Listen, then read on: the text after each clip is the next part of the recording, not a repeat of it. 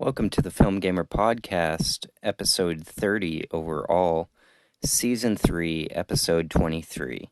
This feels like a finale, and yet I'm still 4 episodes away from the 27 episode first season that the OC had, where they went until like mid-May. It was actually really impressive because they opened in August, and for whatever reason, that to me is like the perfect season of television. I remember when it came out, and I was just like, back when you could just flip through the channels on cable, I was just watching, you know, TV aimlessly with my dad. And then it's like, oh, this is on. This seems interesting. And it wasn't like it was heavily promoted, but it was like, oh, is this that show kind of thing? And you just fell into it. So, that's what I'm trying to do, to just fall into things and like fall into an organization for what this podcast is even supposed to be. Because I was even debating, do I talk about gaming stuff? Because I've really leaned heavily towards movie stuff. I had a lot of movie stuff on the schedule. And I tend to, as I sit in here in my little game studio in my basement, um, find that movies are so much easier. They're relaxing. I can kind of sit and do nothing. If I really wanted to see a movie, I'd see it in theaters and then complain then, like with the Fall Guy review on filmgamer.com. It's on the main page. And, if I don't, I'll sit home and, maybe pick up my phone or something like that and engage with the movie sort of that way. Or, occasionally. And if I do, I don't have to try really hard to put my phone down. It's just because most of the time I'm watching a movie that like wasn't my first choice. I'll go to see a movie in theaters. I really want to see that movie. I'll give that all of my attention. I won't look at my phone. I'll turn off my phone before the movie happens. I'll get to the Fall Guy in a second. It ugh it's it get oh you know what? No. I'll uh I'll say it now. At the beginning of the Fall Guy, there is a pre-roll credit sequence where Ryan Gosling and the director David Leitch say, "Oh, you can text if you like keep it in your jacket pocket." First of all, if you text in your jacket pocket, like you're a loser during a movie, okay?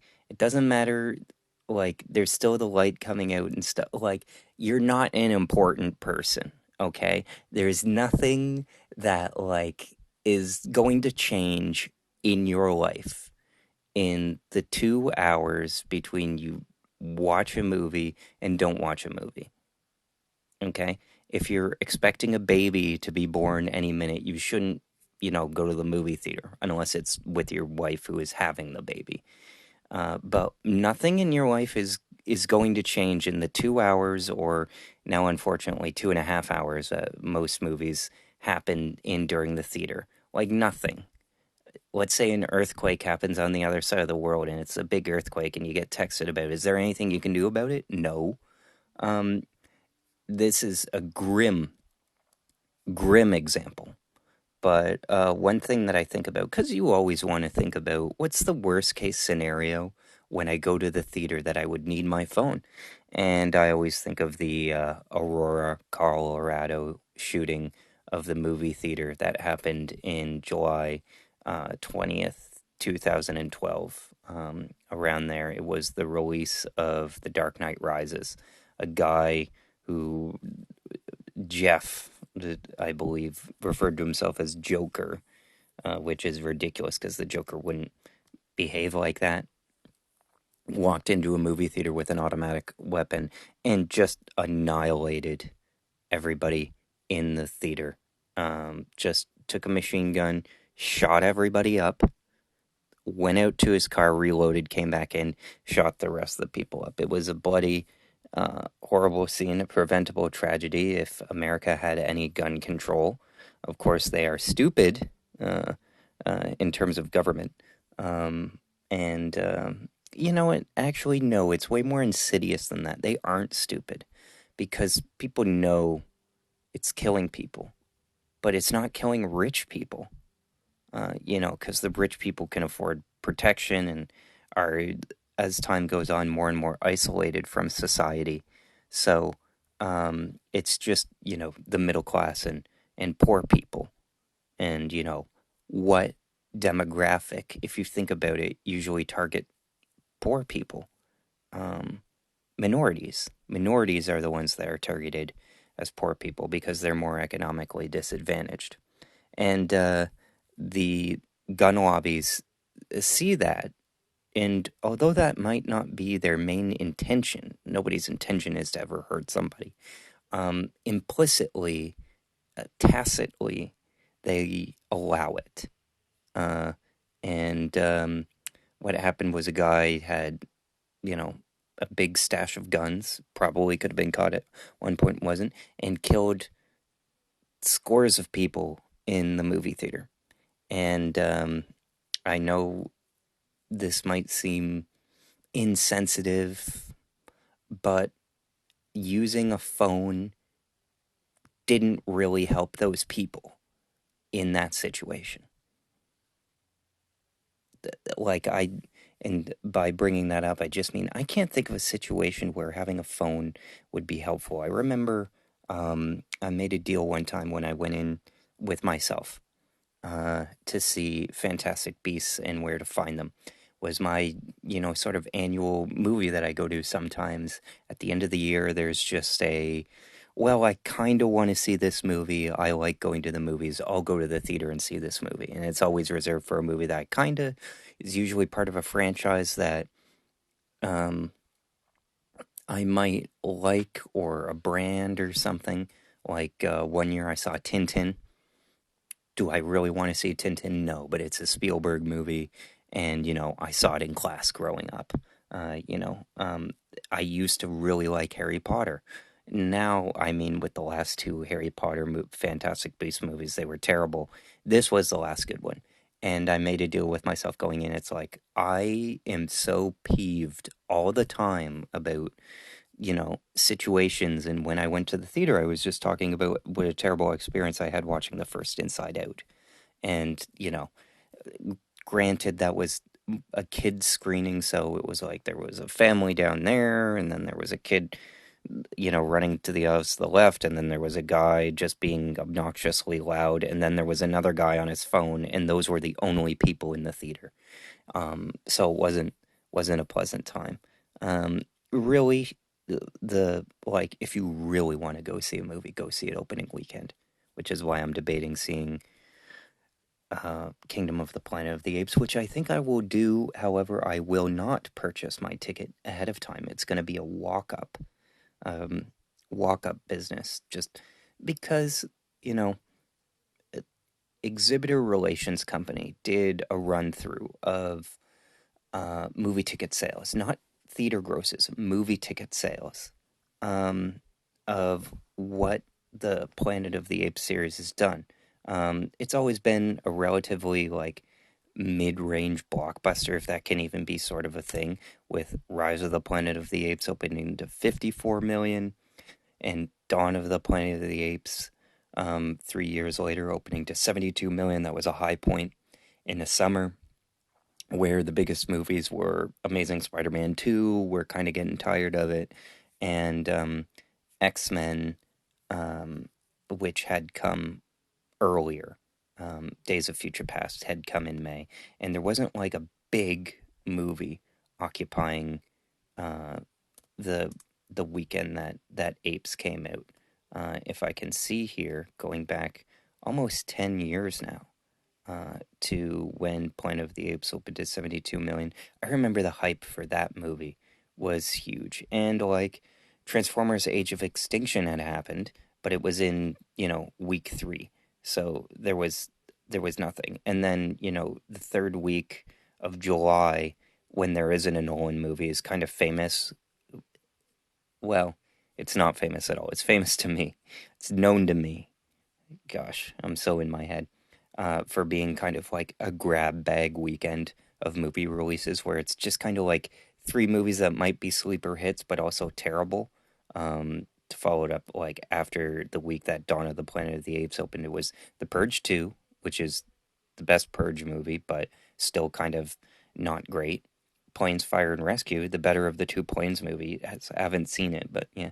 And then the famously awful Razzie-nominated Sex Tape. And then the week before, you had Tammy, which was Melissa McCarthy at her highest of powers, Delivers from Evil, which was a religious horror movie that might have had the juice but didn't. And then Earth to Echo. So they were starved. That's why Dawn of the Planet of the Apes overperformed and made a lot of money. And the reviews were very good, even though the plot is just kind of about a guy fixing a dam, and it skips over the 10 years between Rise and Dawn to find out how the apes took over, which is so stupid to me, because that's what this whole series was about when the first Planet of the Apes happened.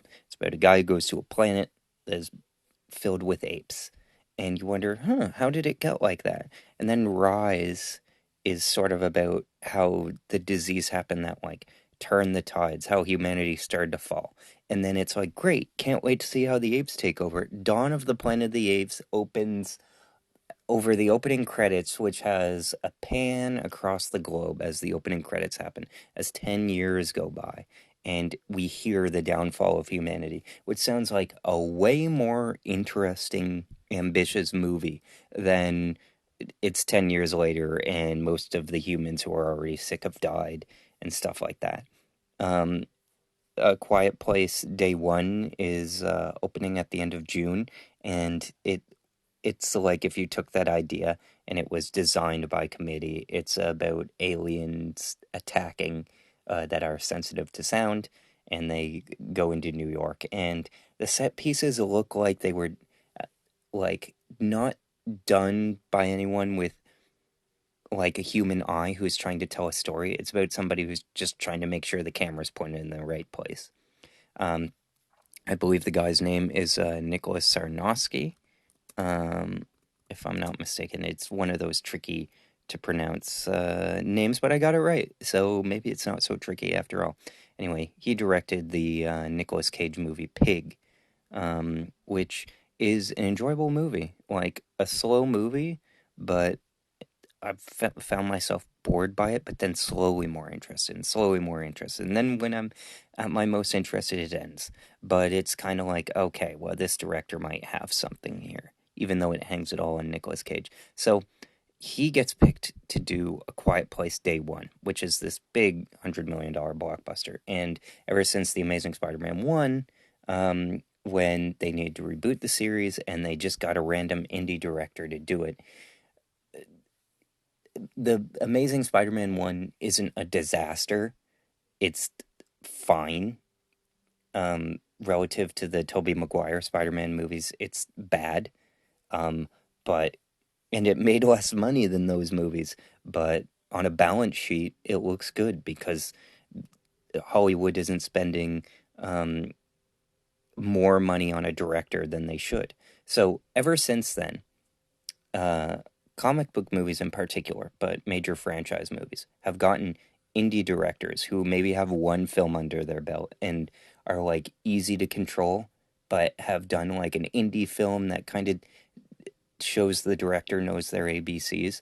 Those are the people who get picked to do the biggest movies now. I mean, Wes Ball, who's directing Kingdom of the Planet of the Apes, he did the Maze Runner series, and that's it. He's done no other movies aside from that, and he's the one who's picked to do um, uh, Kingdom of the Planet of the Apes. Now, you could go and say Matt Reeves, who had directed Dawn at the time, hadn't directed a film of that stature, but he had directed sort of. He'd been in TV and worked with J.J. Abrams. And he had done Cloverfield, which is a relatively large film. Even though he had done less movies, he was still very. Um, he he had more experience generally than Westfall, who was 35 when he directed The Maze Runner. Um, anyways, I digress. Um, he is directing A Quiet Place Day One, but he wasn't the first choice. The first choice was a very good director who I like, that goes by the name Jeff Nichols.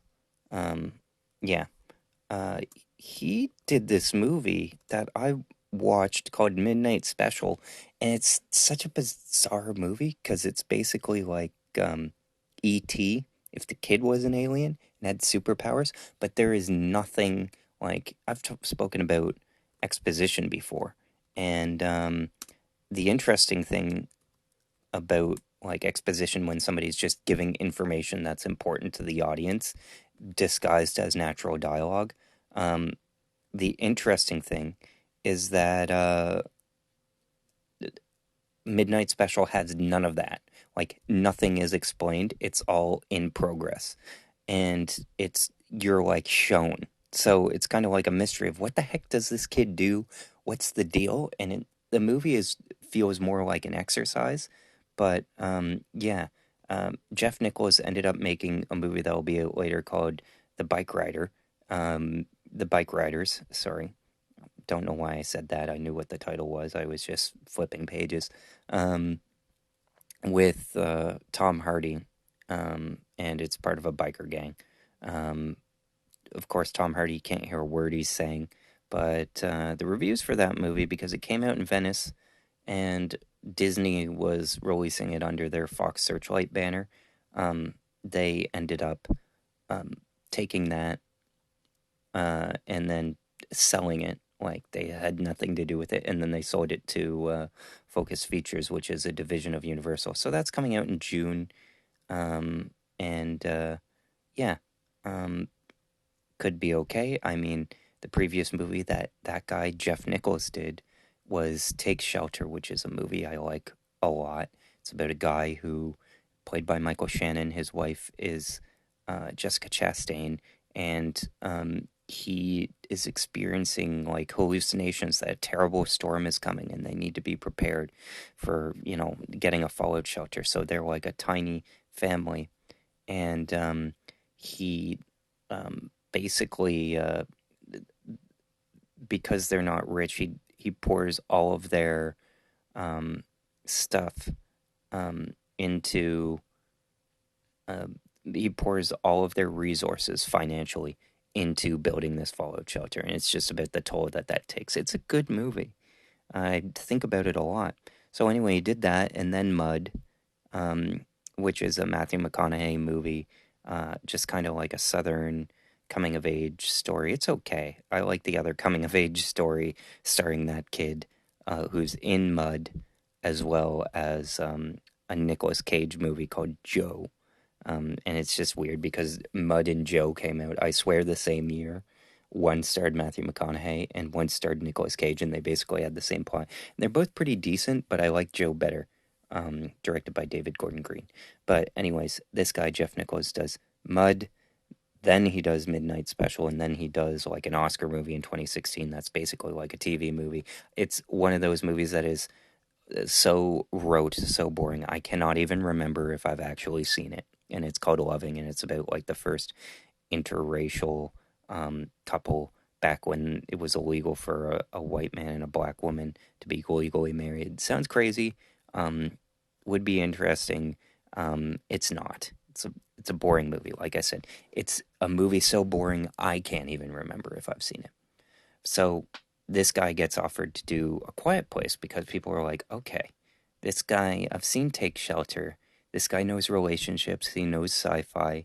He did Midnight Special. He's perfect for this movie.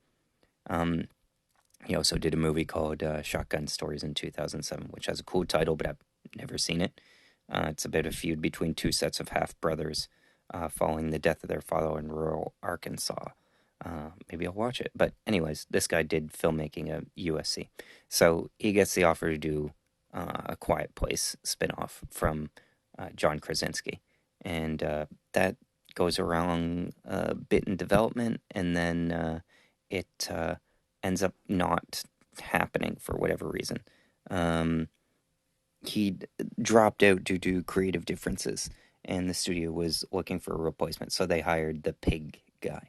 Um, so it's like, oh, good, but he hasn't done the other movies. Like, he hasn't done his midnight special of like, oh, this is a weird movie on a bigger budget. This is, he hasn't. He's done his first movie. And every filmmaker has like their first movie, their second movie, which, swings a little harder, a little further for the fences.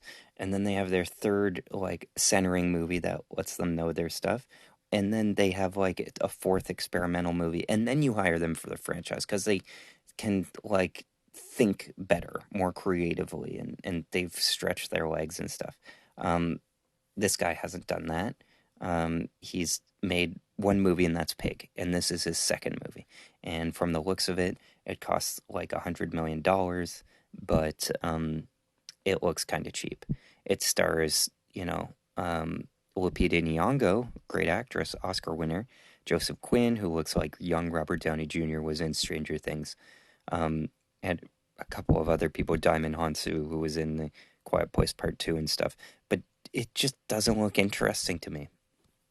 It's weird to me because it's like, what movie has an alien invasion happened in New York in? And it's like, you've seen pieces of it in, you know, the Crisis Games and Independence Day, and you've seen parts of, the wolf section of Day After Tomorrow, but you've never seen like an alien invasion movie that takes place in New York City, but you think you have.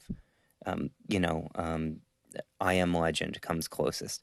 And this doesn't look as good as I Am Legend. So it's like I look at the previews for this, I'm just not interested at all. It just doesn't look like it was made by an artist.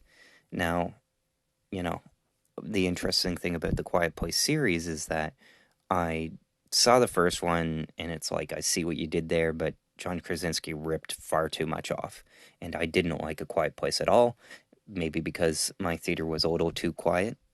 Not just the people reacting, but it was like the sound was felt like it was turned down a little too much. But I thought it was kind of dumb, and I thought John Krasinski was actually kind of a hack. But then I saw A Quiet Place Part 2, and A Quiet Place Part 2 is better than Part 1. And I thought, well, here's Krasinski taking the original screenplay written by Scott Beck and Brian Woods, and he's writing it himself on a quick turnaround, um, and by himself. And it's kind of a flex, and it's better than the first one. Stars Killian Murphy, Diamond Hansu, of course. So I was impressed by that. So this could kind of go either way, but I'm not impressed by the A Quiet Place Day 1 trailer, just because it doesn't look impressive. Like, there's nothing visually impressive about this movie. And I want to be visually impressed because we are living at the most capable time of filmmaking ever. People want to ring the bells and call for the apocalypse because ticket sales peaked in 2002, which is what I was actually going to look at from Exhibitor Relations Company. Let me see if I can find it here. Yes, Apes opening weekend by ticket sales. So ticket sales for movies peaked around 2002. And since then, movies have become more expensive and tickets have become more expensive. Now, I don't play the game of adjusting for inflation because I think, styles change. There are more ways to watch, there's streaming, there's that. So people are still watching movies. And in fact, they can kind of take over, more, like, if you remember Barbenheimer, they can like take over the cultural pantheon in the same way. They just have to be good. And what's happened is that movies have kind of settled into their niches.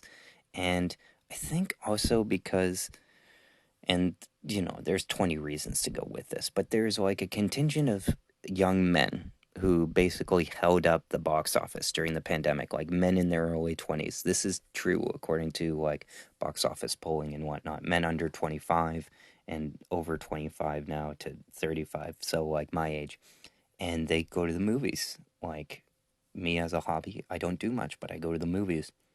And like many of these men just are on their own, single, that kind of thing. And there are women too, but it's predominantly men. Anyway, most of these guys have held up the box office through the pandemic and whatnot, and it's kind of gotten into the habit these past few years of just going to the movies as like a thing. And it's kind of a promotion people have been doing of like, the experience matters more than the movie. I've never thought that because the experience, frankly, sucks. Um, but somebody asked, you know, why aren't movies doing well? Movies are so over. It's terrible. People weirdly have blamed, and these are the same 20 to 35-year-old men have blamed oh, audiences don't get it. They don't appreciate smart movies, and the thing that you can point to is looking at Apes by opening weekend ticket sales. This is for the movies made in the 21st century of this franchise. You have Tim Burton's Planet of the Apes in 2001 sold 12 million tickets opening weekend. 12 million people went to see that movie. They paid to go see that movie, the equivalent of $10 today, to go see that movie. And I remember it was like the first movie when I remember ahead of time being told we are going to go see this movie at one point.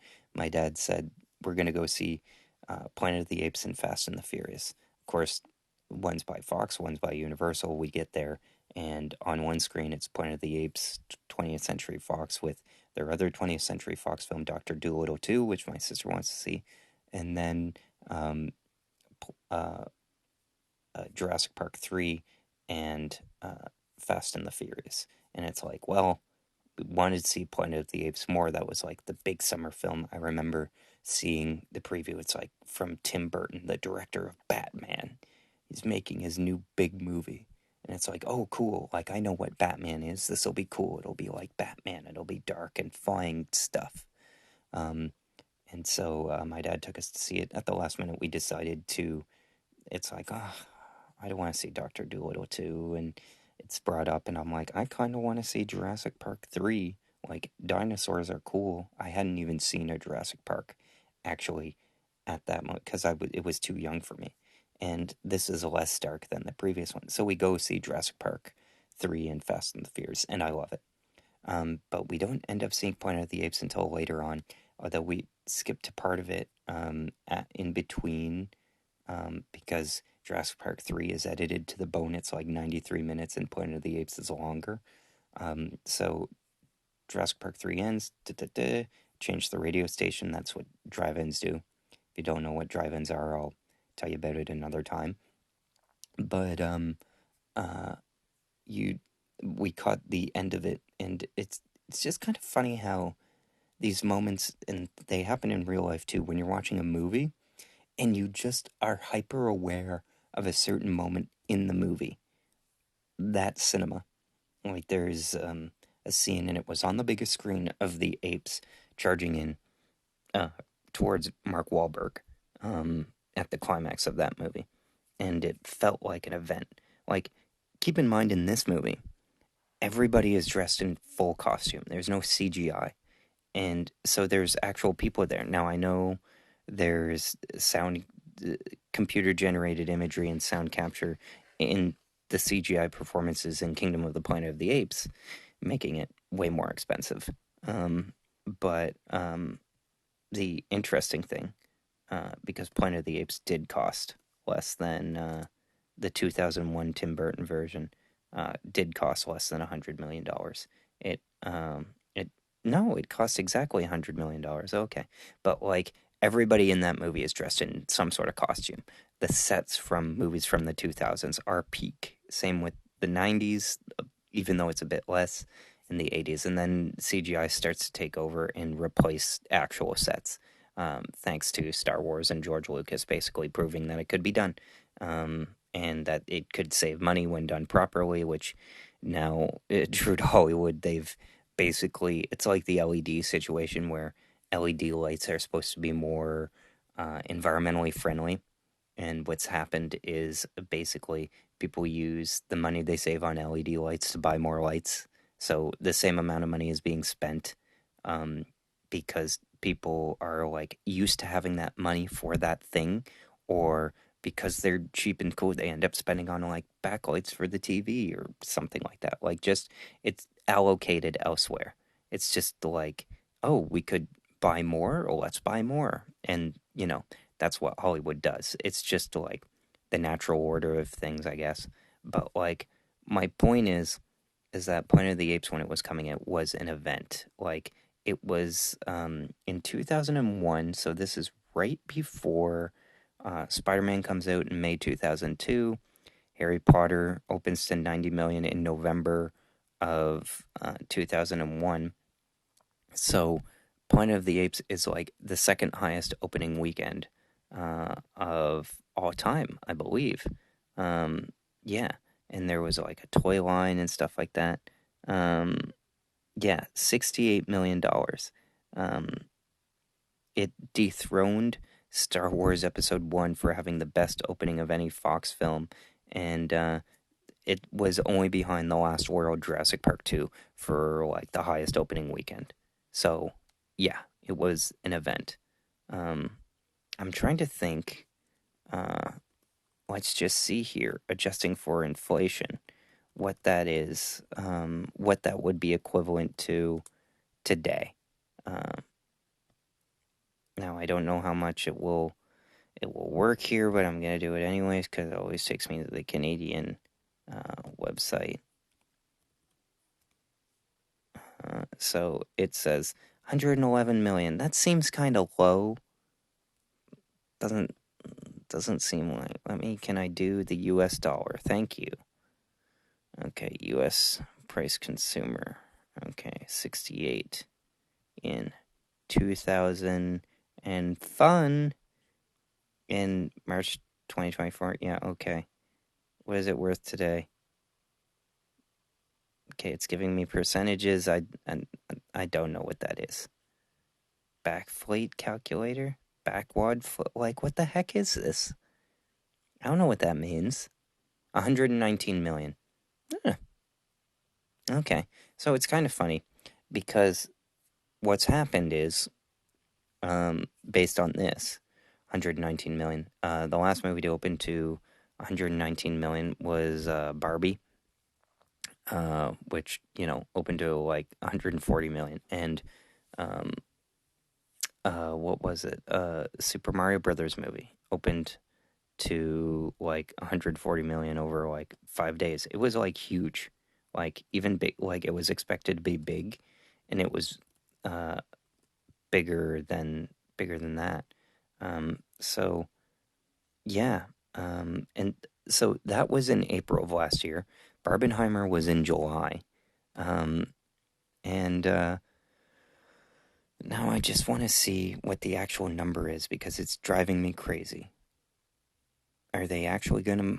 The way Wikipedia writes its articles, man, let me tell you, is so insignificant. Okay, 5 day estimates were rate. Yeah, I know. But surprise. Yeah, I know.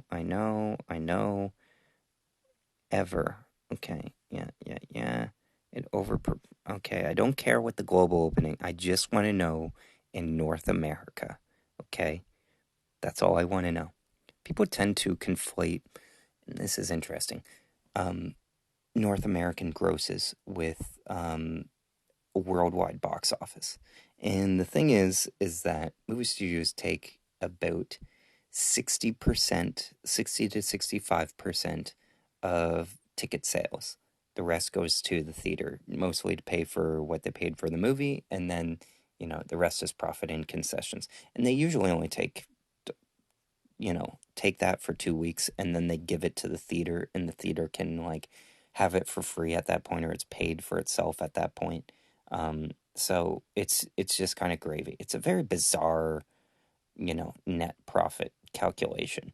But essentially it's like they take about 65%, let's say, of ticket sales, and then worldwide they only take 40% because very rarely do even these big studios take full exposure on a movie and like have no partners. Like there are foreign sell-offs to territory. That's like how they make money. So worldwide, because of currencies and different rules and laws and domestics and stuff like that, they only make 40%. And then in China, they make only 25%. So when these movies were dunking huge in China, like making loads of money, they were only getting 25%. But what happened was because they were doing so well, it looked good on a balance sheet. So people wanted to do business with that. It's like, oh, this is a hit movie, and that helped the narrative and many people's careers. So that's basically, what happened. So yeah, Super Mario Brothers. For a second, yeah, I know what it made. 146.4 million. Okay, opening weekend. Now I gotta find out what Barbie made because again, it's driving. I wish I knew all this stuff. It's just so much information to keep in your brain. And you used to be able to keep in mind better when it was all original movies. But now it's the 100 million movies open way more. So Barbie opened to 162. So Barbie sold 40 million more tickets than Planet of the Apes did.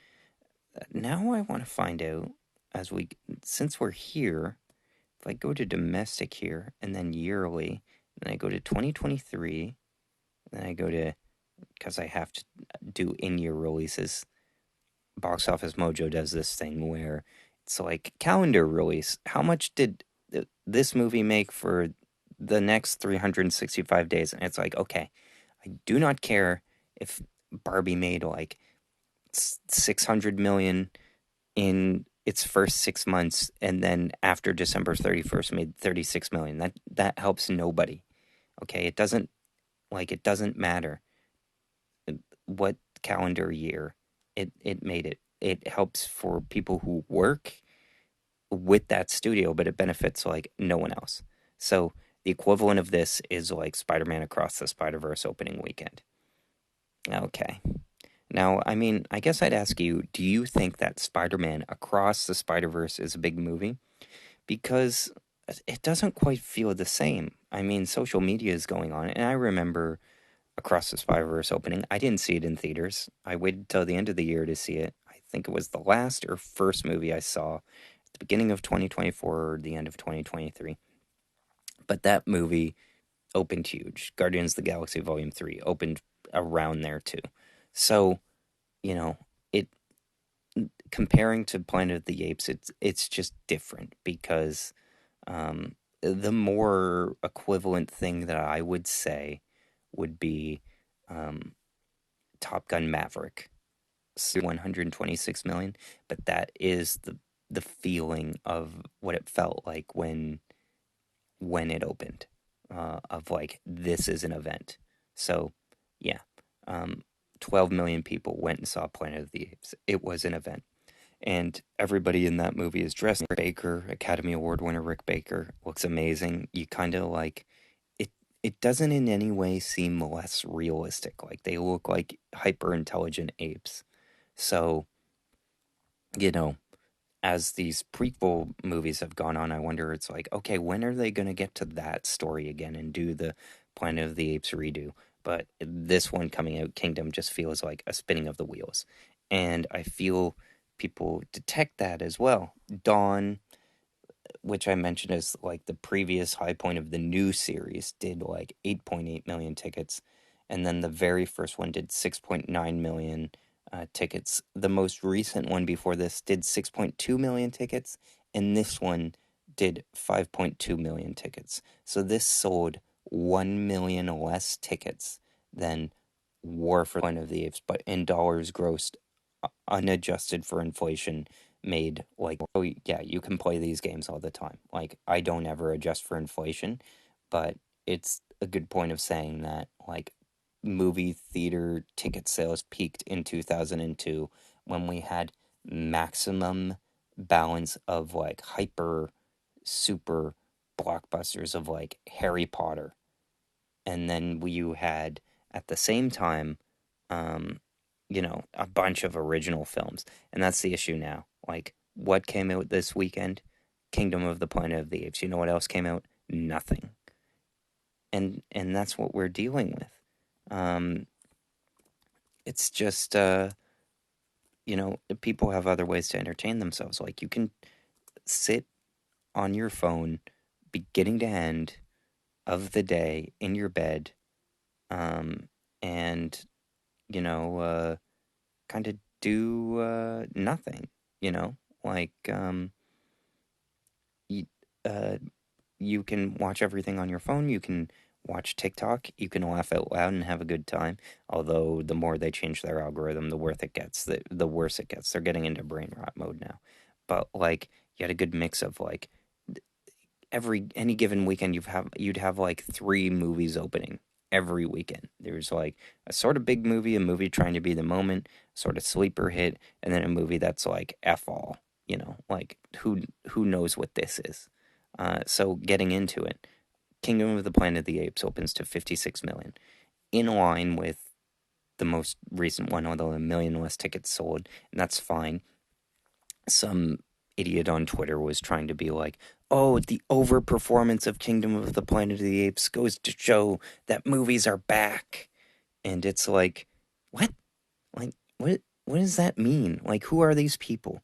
These are the idiot yahoos who shout, like, let's fucking go, for, like, no reason. And you see them catering to that with Deadpool and Wolverine, aka Deadpool 3. It's like, that means nothing. It's like, let me tell you more about these film theater bros who I detest being associated with, okay? They're people who clap at the end of the movie, and it's like, that is stupid. The filmmakers aren't there. They can't hear you. Okay?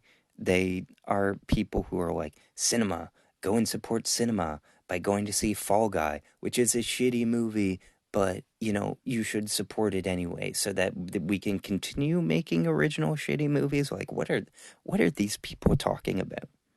You know?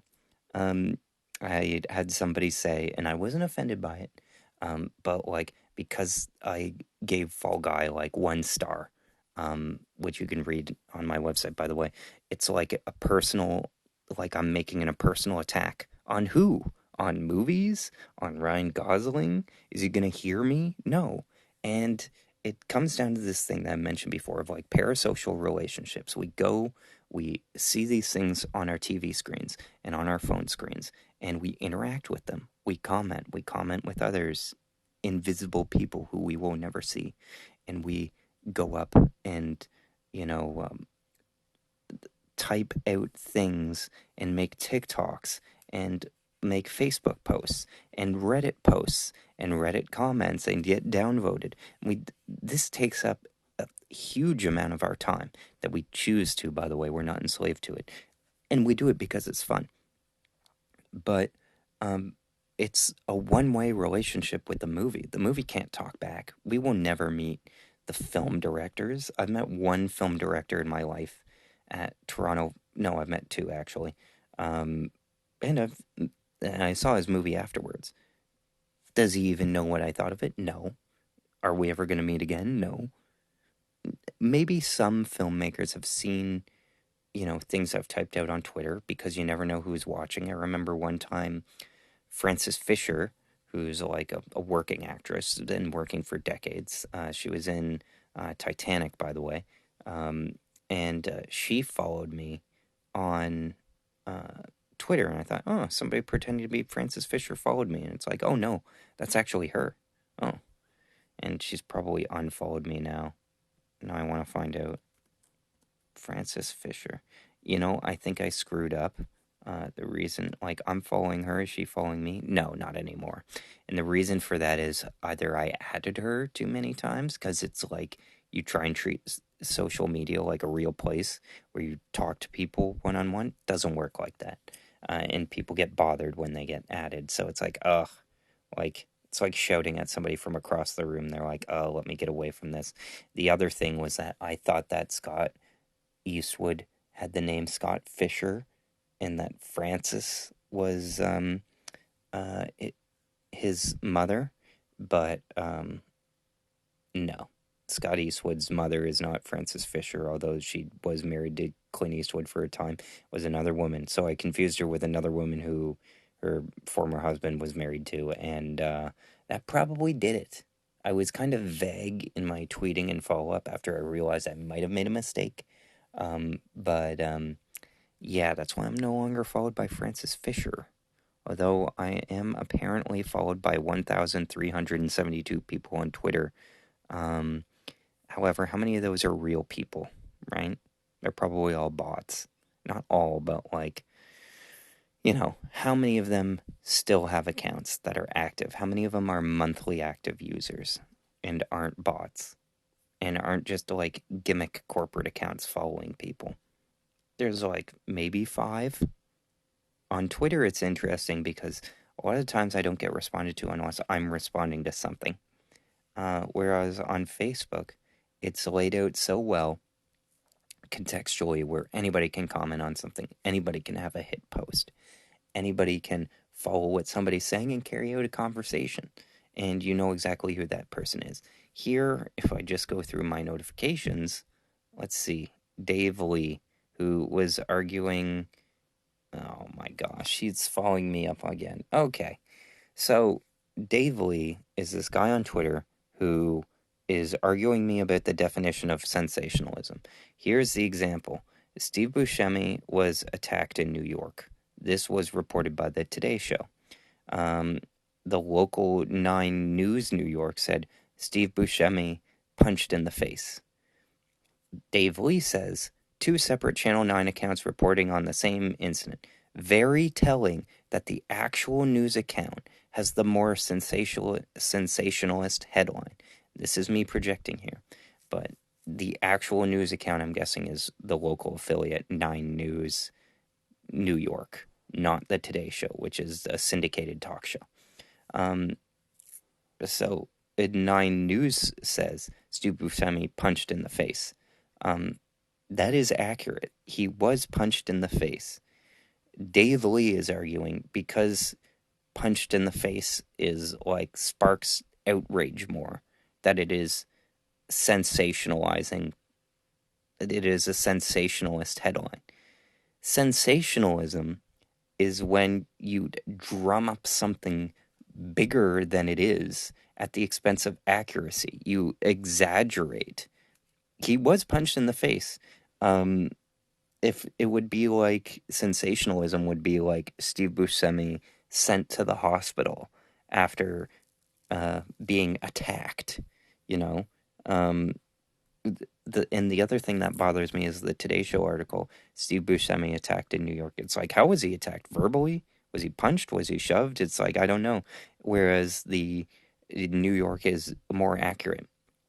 So I say to him, like, Steve Buscemi punched in the face. Was he not punched in the face? Dave Lee says, I never said he wasn't. So how is it sensationalist? And Dave Lee says, you can't tell me man punched in the face isn't a more sensational headline than man attacked. It's clearly designed to rile up and provoke the reader. It's sensational and tabloidy. And I said, sensationalism comes at the expense of accuracy. If you're implying it's sensationalist, you're implying it's inaccurate. He says, not always. And I say, yes, always. And he's like, I see nothing in here stating that inaccuracy always has to be a part of the equation. And I'm just like, okay. Me and this guy are arguing. Who's listening to us? Nobody. Unless you're listening to this podcast. Like, Dave Lee. First of all, I don't trust him because of his name.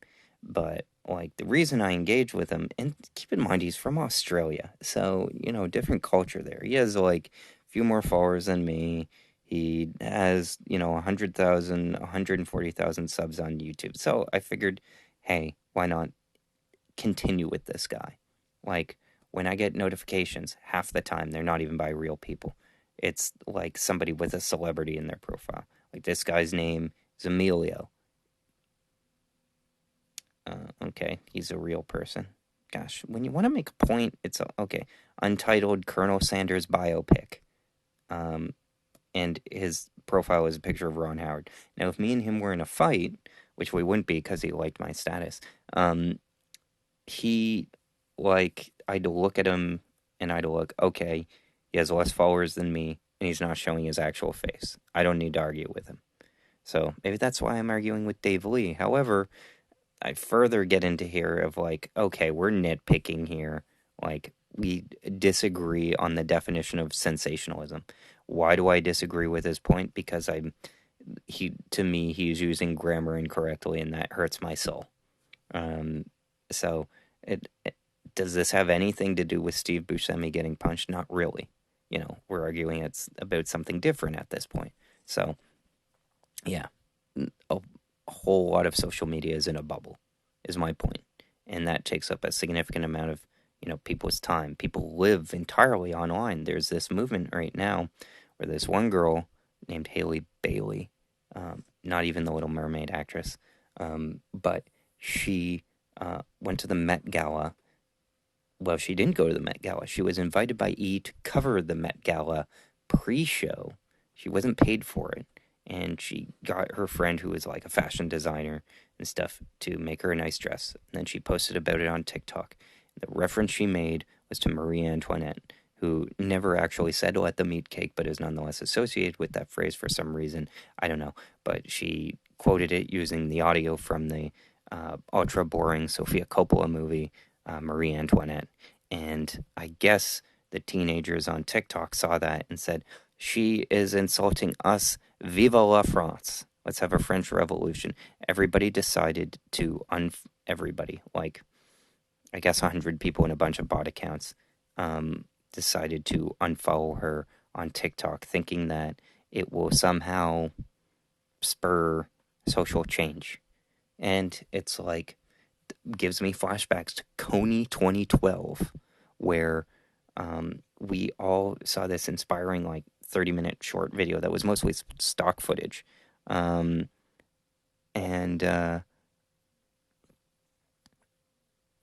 the you watch it and you, like, feel good. You're spurred. Very inspiring. I haven't seen it since, but, like, that was on YouTube, and people were like, oh, we're going to like and share this thing and it'll be huge and it'll make social change. What ended up happening? Kind of nothing. Piers Morgan weirdly, like, defended this guy, saying that this guy, Joseph Kony, who was a terrorist, had, like, cleaned up his act and stuff like that. And people, it's basically what happened was it came out in about March and then had a day of action on, like, 420 around the end of April, but it spread so rapidly that it burnt out weeks before it got there, and the pressure got to the guy who organized it, and he had, like, a mental breakdown, ran naked down the streets, which TMZ decided to report on and run. And that basically sunk that social movement. So that was very much about online activism, and trying to turn that into something that happened in the physical world. And, social media has experimented with stuff like that a lot of the time. I mean, Arab Spring was something that happened in the Middle East, and I mean, that had far-reaching consequences, I guess, for those countries.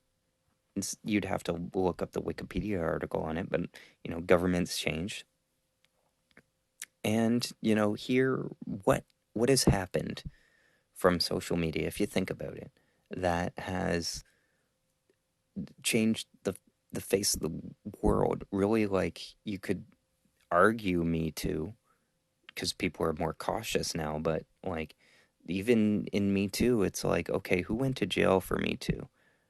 Bill Cosby, who is out, by the way, and Harvey Weinstein, who just got his charges dropped and is now being transferred to LA because he got charged enough times he's in LA. So Harvey Weinstein is the only person in the history of the Me Too movement, really, to go to jail. Think about that. We all talk about, oh, I don't want to get Me Too'd, I don't want to get Me Too'd, I don't want to do something, blah, blah, blah. And then all these celebrities, it's like Kevin Spacey didn't go to jail. Johnny Depp didn't go to jail.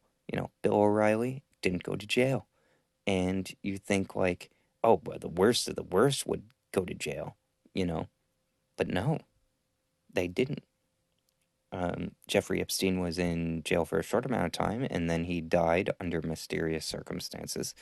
But, yeah, the only one who went to jail was Bill Cosby, and he had to rape 50 people to get there.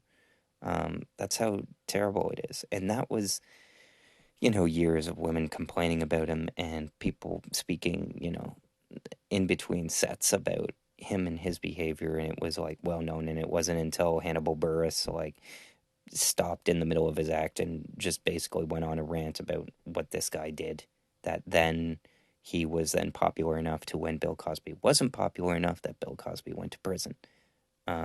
but you know, Bill Cosby is out of jail. I mean, it's even weird for me to say. Um, yeah, it's it's weird. Um, if you go to his personal life section, it doesn't even mention it. Although he does have a whole case now. So if we this, we may be, yeah, he's a serial rapist. Yeah, got away with it because he was hiding under that. So conviction and overturning. Uh, so he was released from prison. Um, and then, he had another trial in 2022, had to pay money. That's it. He's not in prison. He is the biggest, rapist in Hollywood, and he's walking free. So, I mean, that's Cosby for you. Anyways, so what's my big point in all this? It's that for all the social issues we talk about on social media, very little of it affects us personally. So, I mean, that's the takeaway. Like, how can I end this conversation with Dave Lee? Like, we're nitpicking on, what the definition of sensationalism is. He's using it wrong.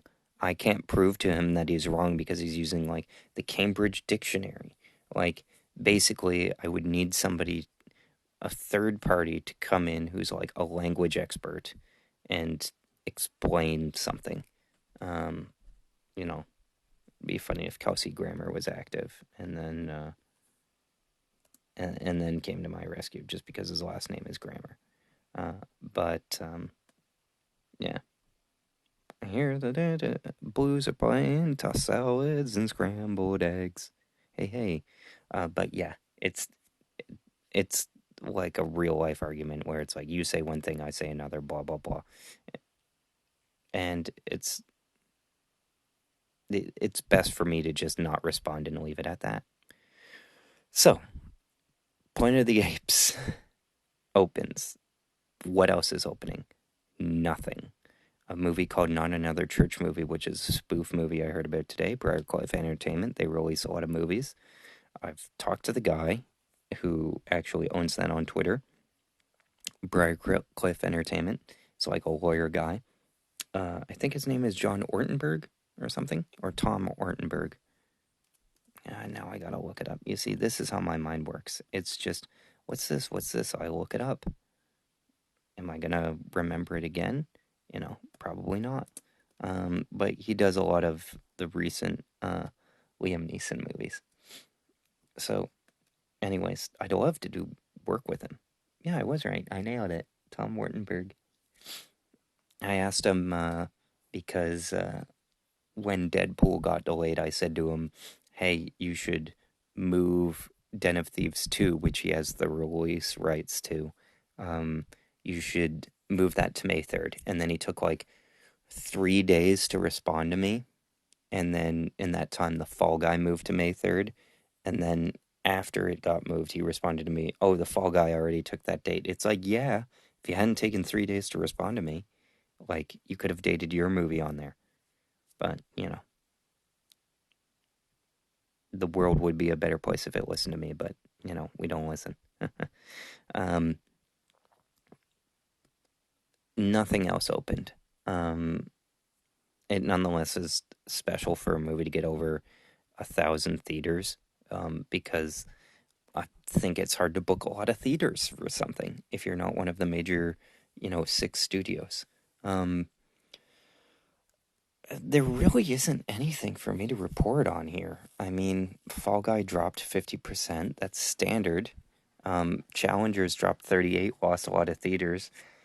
Made $4 million. It's made 38 million total, but it cost 55. But the 55 is, as I mentioned in previous episodes, split between the last movie. So is it profitable? The answer is it doesn't really matter because nobody can tell.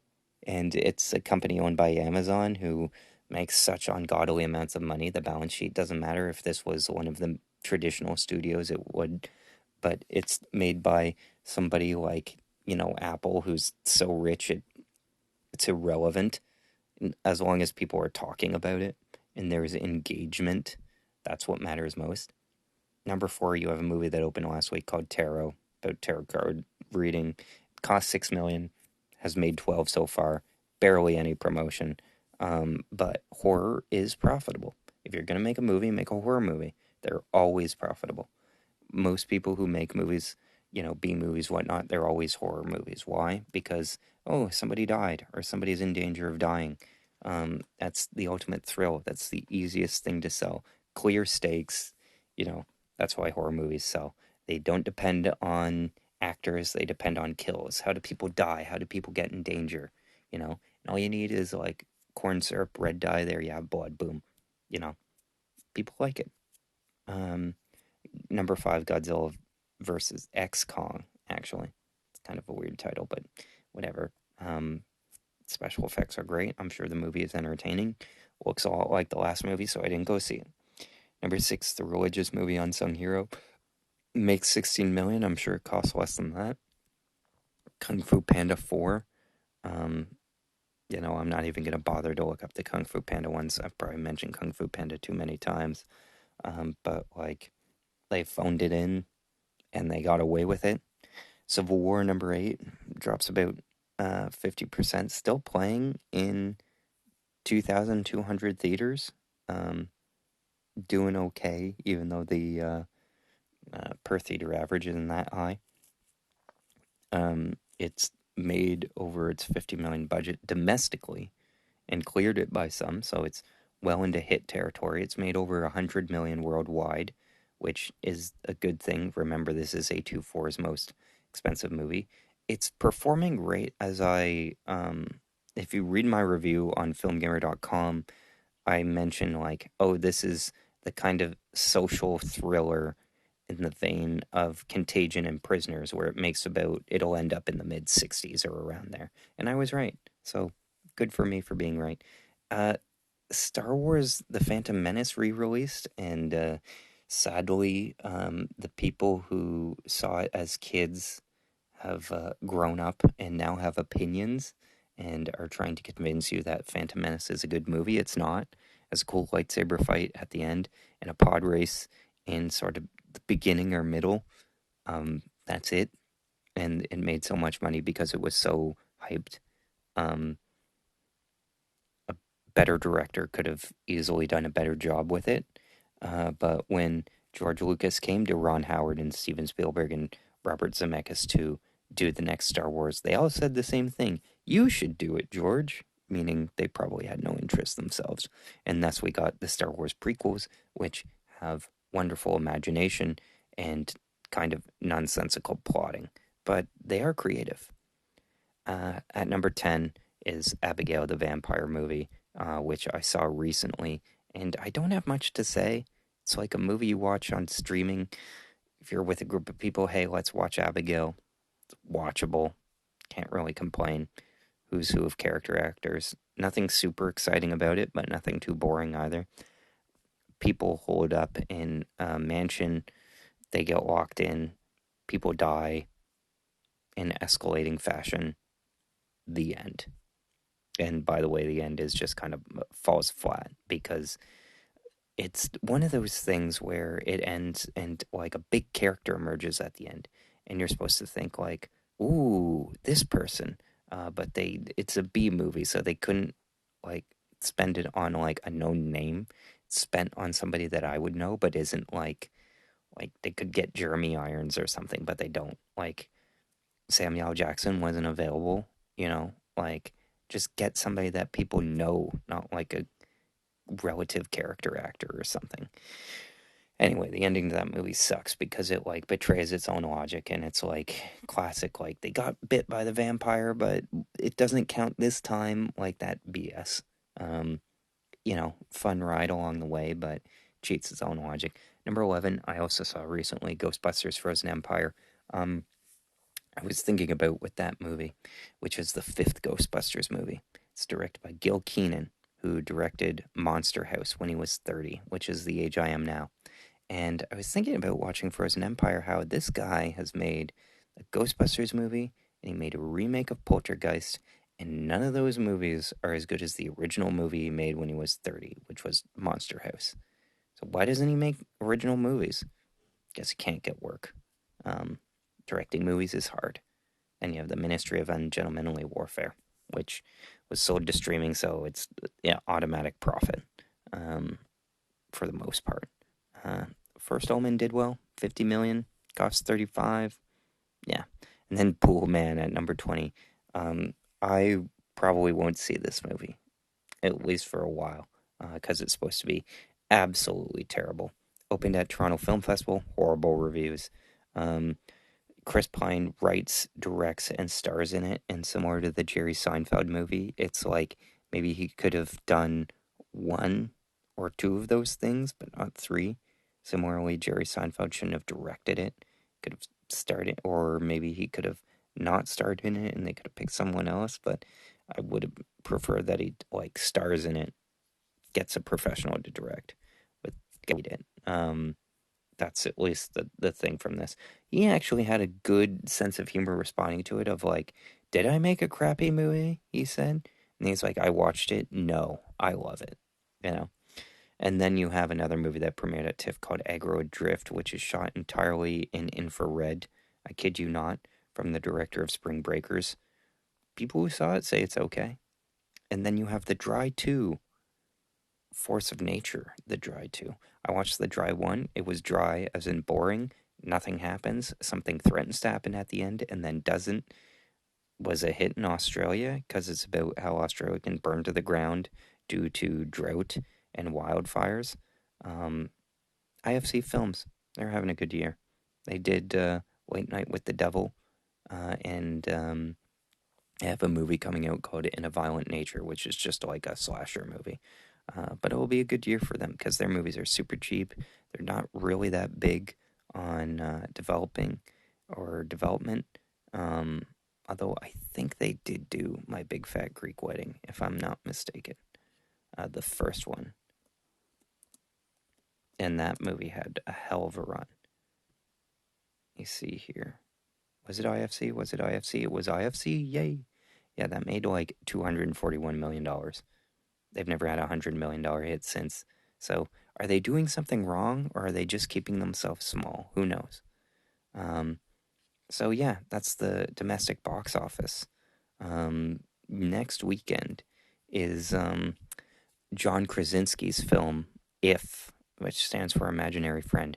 A movie that looks kind of like a kid's film for millennial adults, but it does have a visual, it's cinematographer, cameraman is Steven Spielberg's, but it's John Krasinski's movie, and this will be an interesting test for John Krasinski to be like, I can do other things other than being the quiet place guy.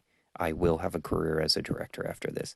The reviews are apparently good, but if you check Rotten Tomatoes, it nothing comes up, which is weird because the movie is playing in theaters somewhere in the world. So you would think that maybe somebody would have a published review of it, because why would there be an embargo that they can't rate on if the movie is available to the public? Doesn't make sense. Doesn't make sense to me. I don't understand it. But then again, I've never understood why critics get to see movies before the public, especially when they're all so smug and self-satisfying like they are now. So I thought about not talking about games and becoming a totally film podcast, but something important happened, and that was earlier last week. Microsoft Xbox division, which is called Microsoft Gaming because they're so creatively bankrupt. In January, they laid off 1,900 people. And I had complained to the CRTC, to of course no avail, that they should stop this buyout that they were doing of Activision, Blizzard King, Activision, makers of Call of Duty. And they didn't. They did nothing, as the CRTC always does. And left it to the FTC to do, but the FTC did not understand video games very well. So they didn't know how to prosecute the case, and because they didn't know how to prosecute the case, the judge didn't understand, sided with Microsoft. So the buyout goes through for $70 billion. Xbox buys the competition, the number one third-party publisher of video games. They all go over to Microsoft's side. And as a result, in January, Microsoft decides to lay off 1,900 people, but they're not done yet. This last week, they closed down 4 studios.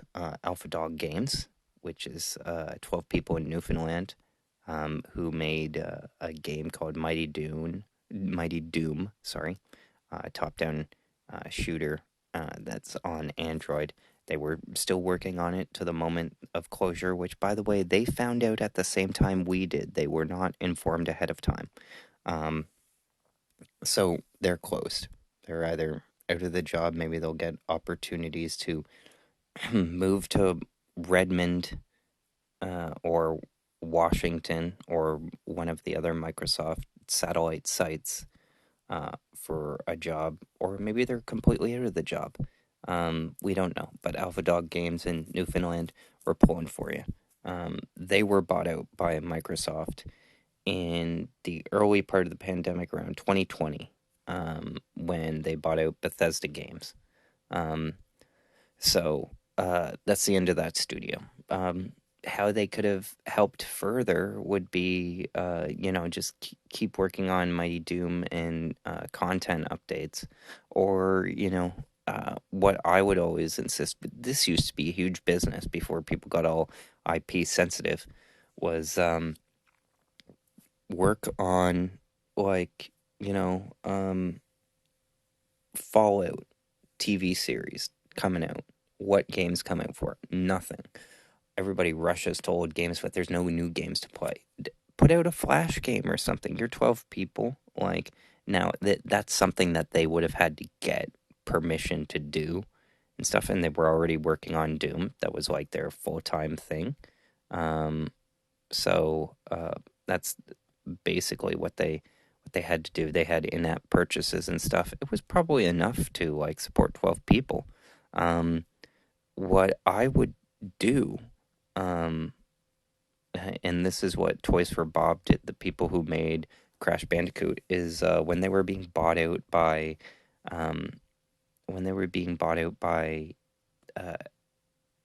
Activision Blizzard, as Microsoft was buying them, they decided that they were going to instead spin off and do their own thing. So they didn't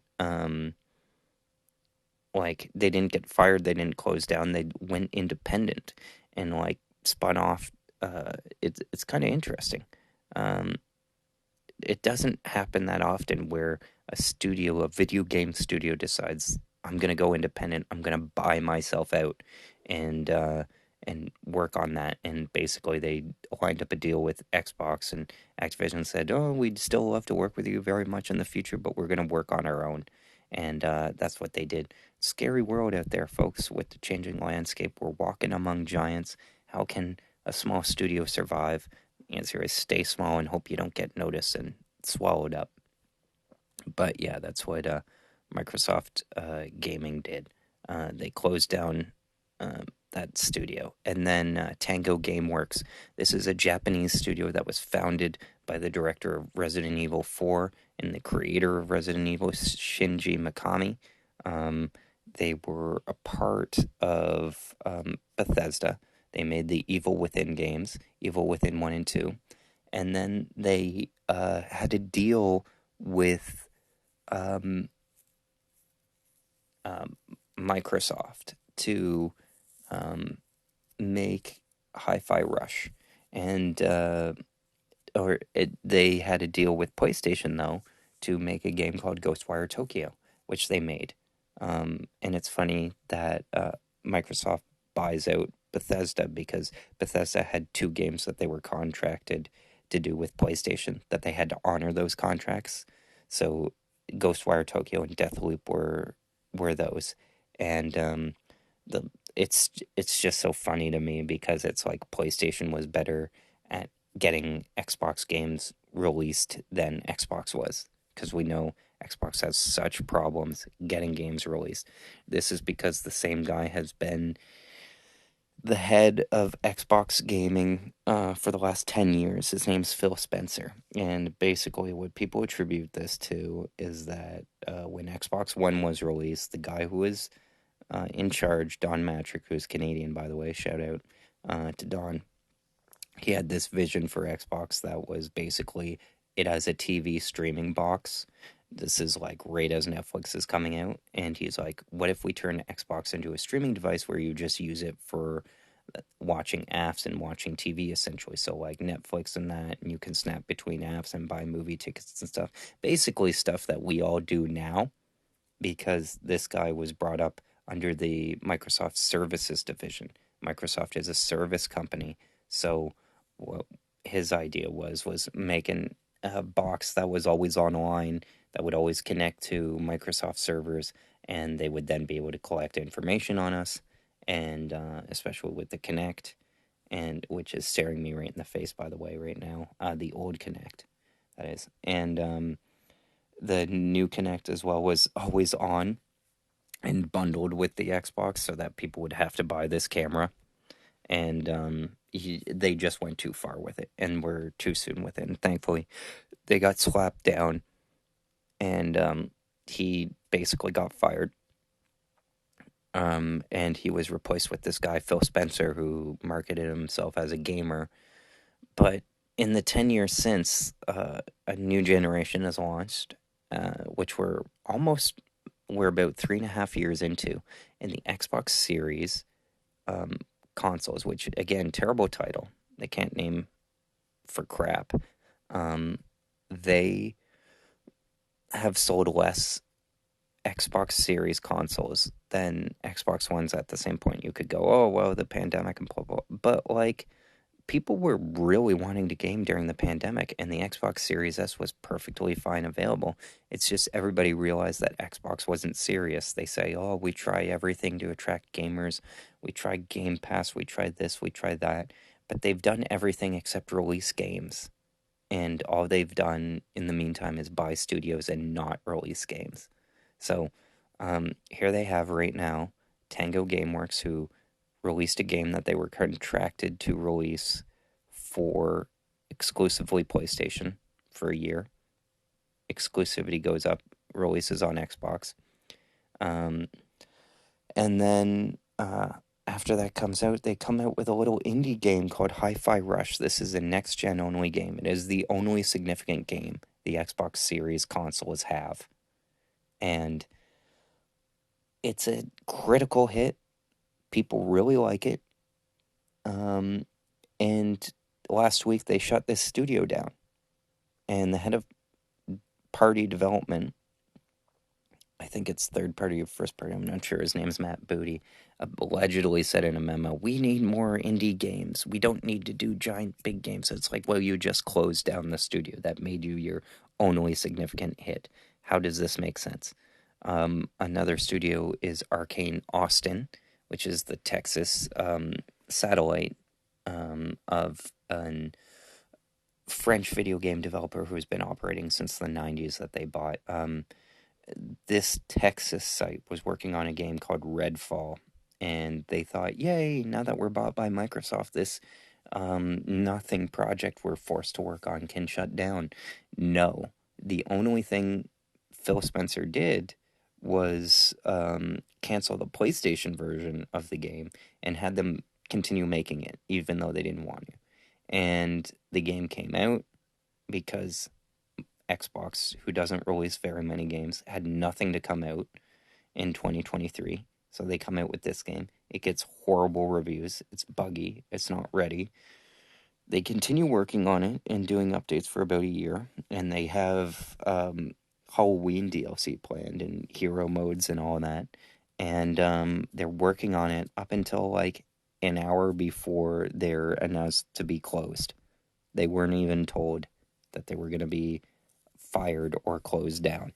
But Microsoft releases a press statement that says, oh, these studios are closed down. And they had no idea. And yeah, it's shameful.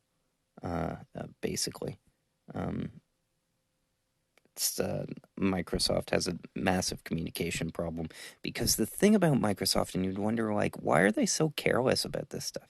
And it's a problem of balancing the checkbook of being a literally $1 trillion company while also essentially having no voice. There is nobody driving this company. There is nobody driving the innovation in this company. There's no creative thought in this company. The one guy who did was, oddly enough, the guy they fired, Don Matrick.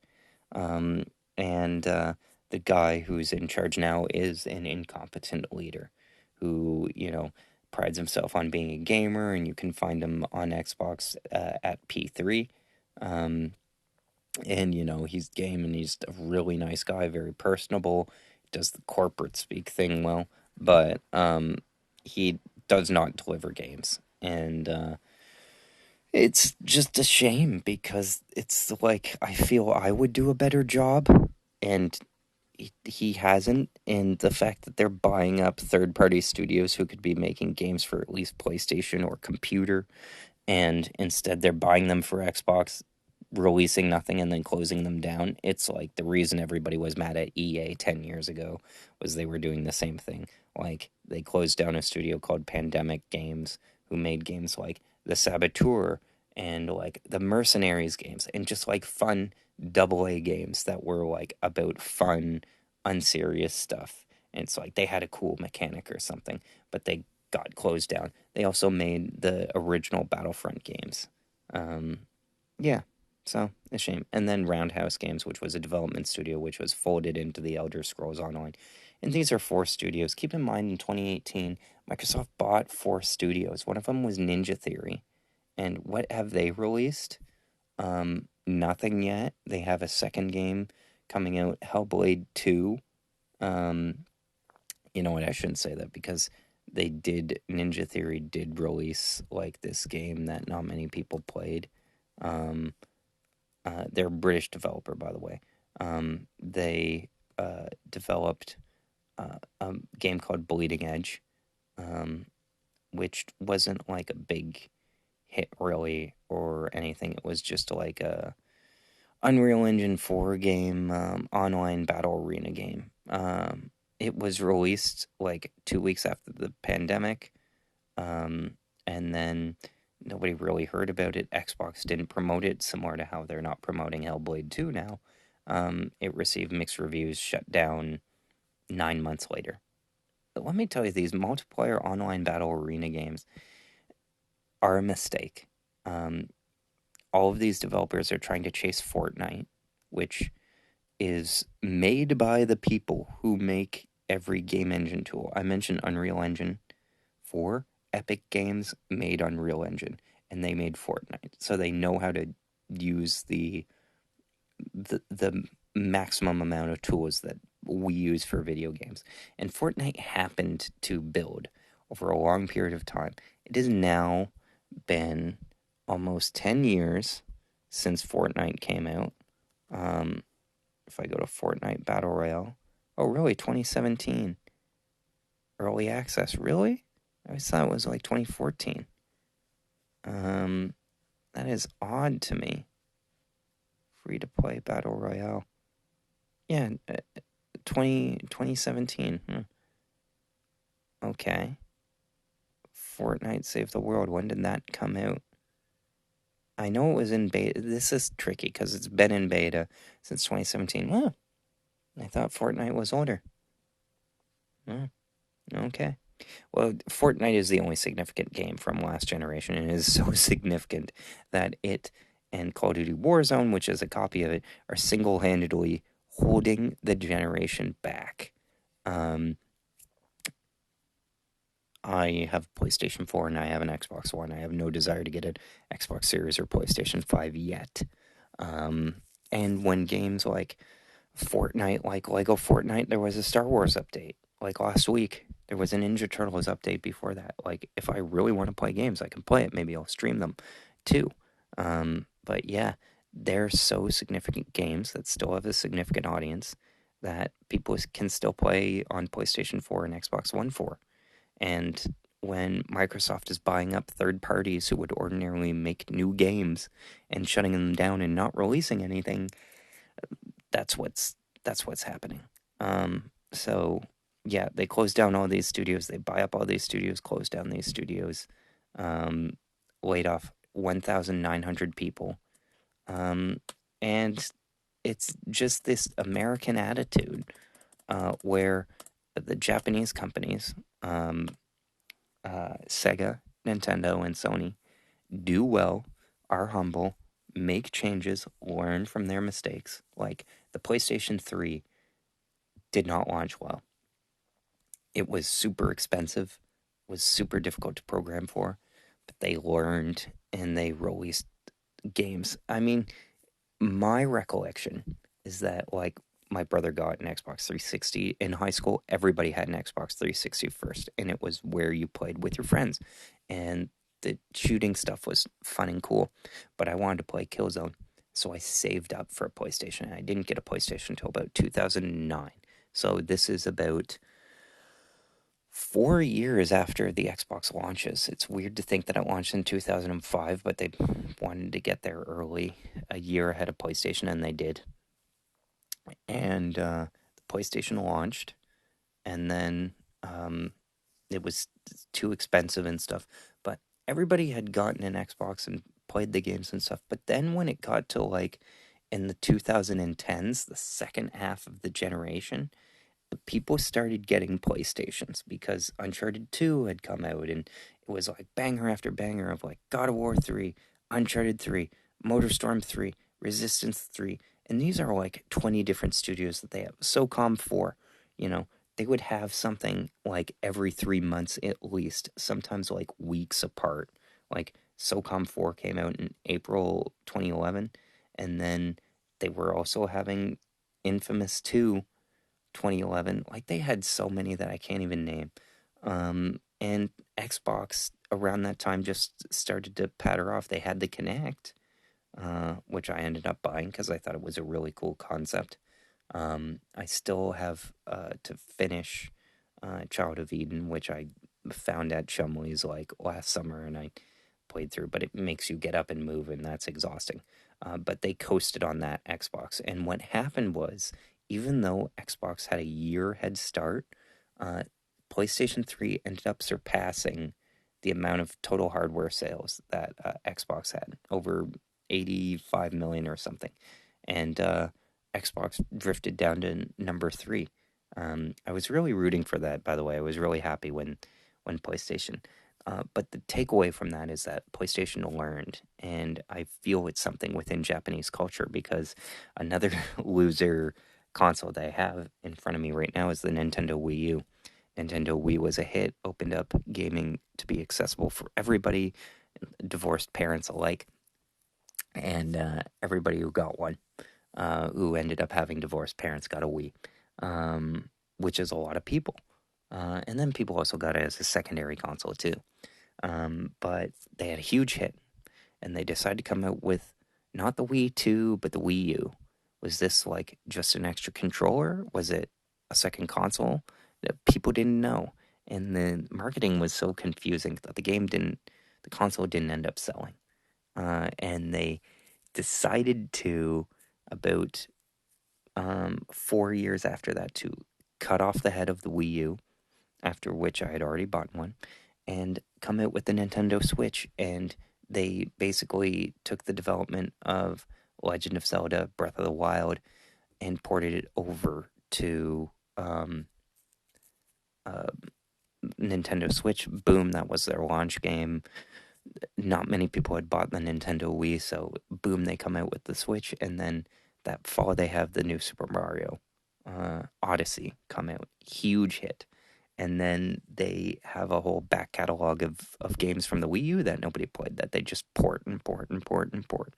And now the Nintendo Switch has sold over 140 million units by combining their handhelds, their Game Boys, and 3DSs with their home consoles. And so they had that, and that was how Nintendo was able to supplement its development arm.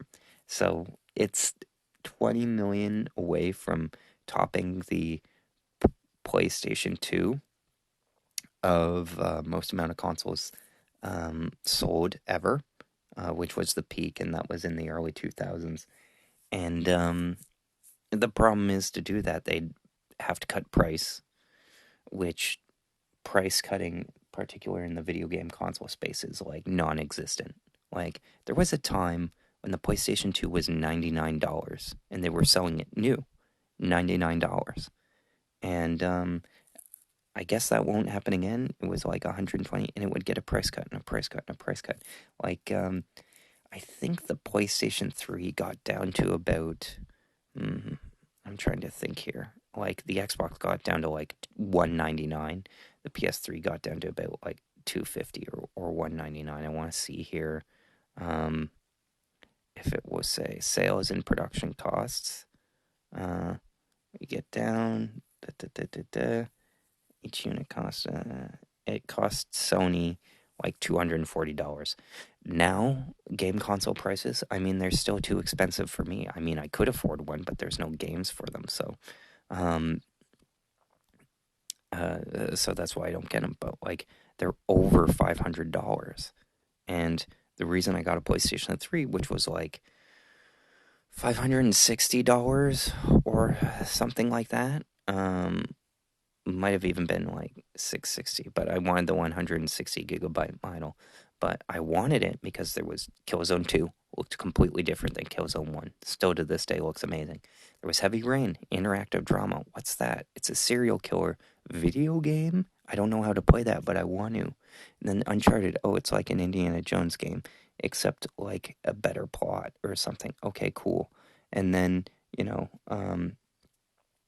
on top of that, like, there were interesting experiences, like Little Big Planet. What's this? Oh, and then there was like so many. There was enough there that I'm like, okay, there's something here. I'll get a PS3. Enough new experiences that I haven't played.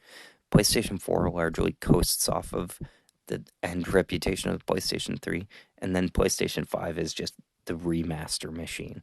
And basically, the problem is that the CEO of PlayStation got promoted to be the head of Sony Corporation, and it was a core business value of theirs. And then there was a power struggle, weirdly, in the corporate games division of PlayStation. And then a couple of issues came about, and there was consolidation. A couple people got pushed out, and then they used to have a Sony Entertainment that was America, Europe, Japan. And basically during the PlayStation 4, they united that under like a Marvel-ish brand of like all in one. And development, like, the heads changed. Now Herman Holst is the head of like Sony PlayStation Studios, all of them. And since then, they just haven't been able to release games, and they haven't had very good luck in getting these games out. So it's it's sad, I guess. Just because there are less games. Games take like 5 years to make now, and because they take 5 years to make, you can't just kick one out, or you could, and that's what people want. But the studios are like, well, we're gonna put all of our chips on a sequel to this or something like that. Or if they do and it flops, they're done. So there's such massive contraction. Like, you can read a Wikipedia article on it, and the amount of studios and firings in the tech industry are huge. It makes you wonder, where is everybody going? Like, social media, I guess, or trying to do their own side hustle. But it's kind of fascinating to see where it's going to go. And that's why I'm curious to see how the game coming out, Hellblade 2, which comes out on May 21st, is the first game by Ninja Theory, the first proper game, major game that they've done since being bought by Microsoft in 2018. Like, that's how long it's taken. Yeah, they did, that small fighting game that launched in the pandemic and then closed 9 months later, but that was just like, maybe that did save them, take a lot of resources. I don't know. But yeah, uh, it's it's um it's an interesting thing.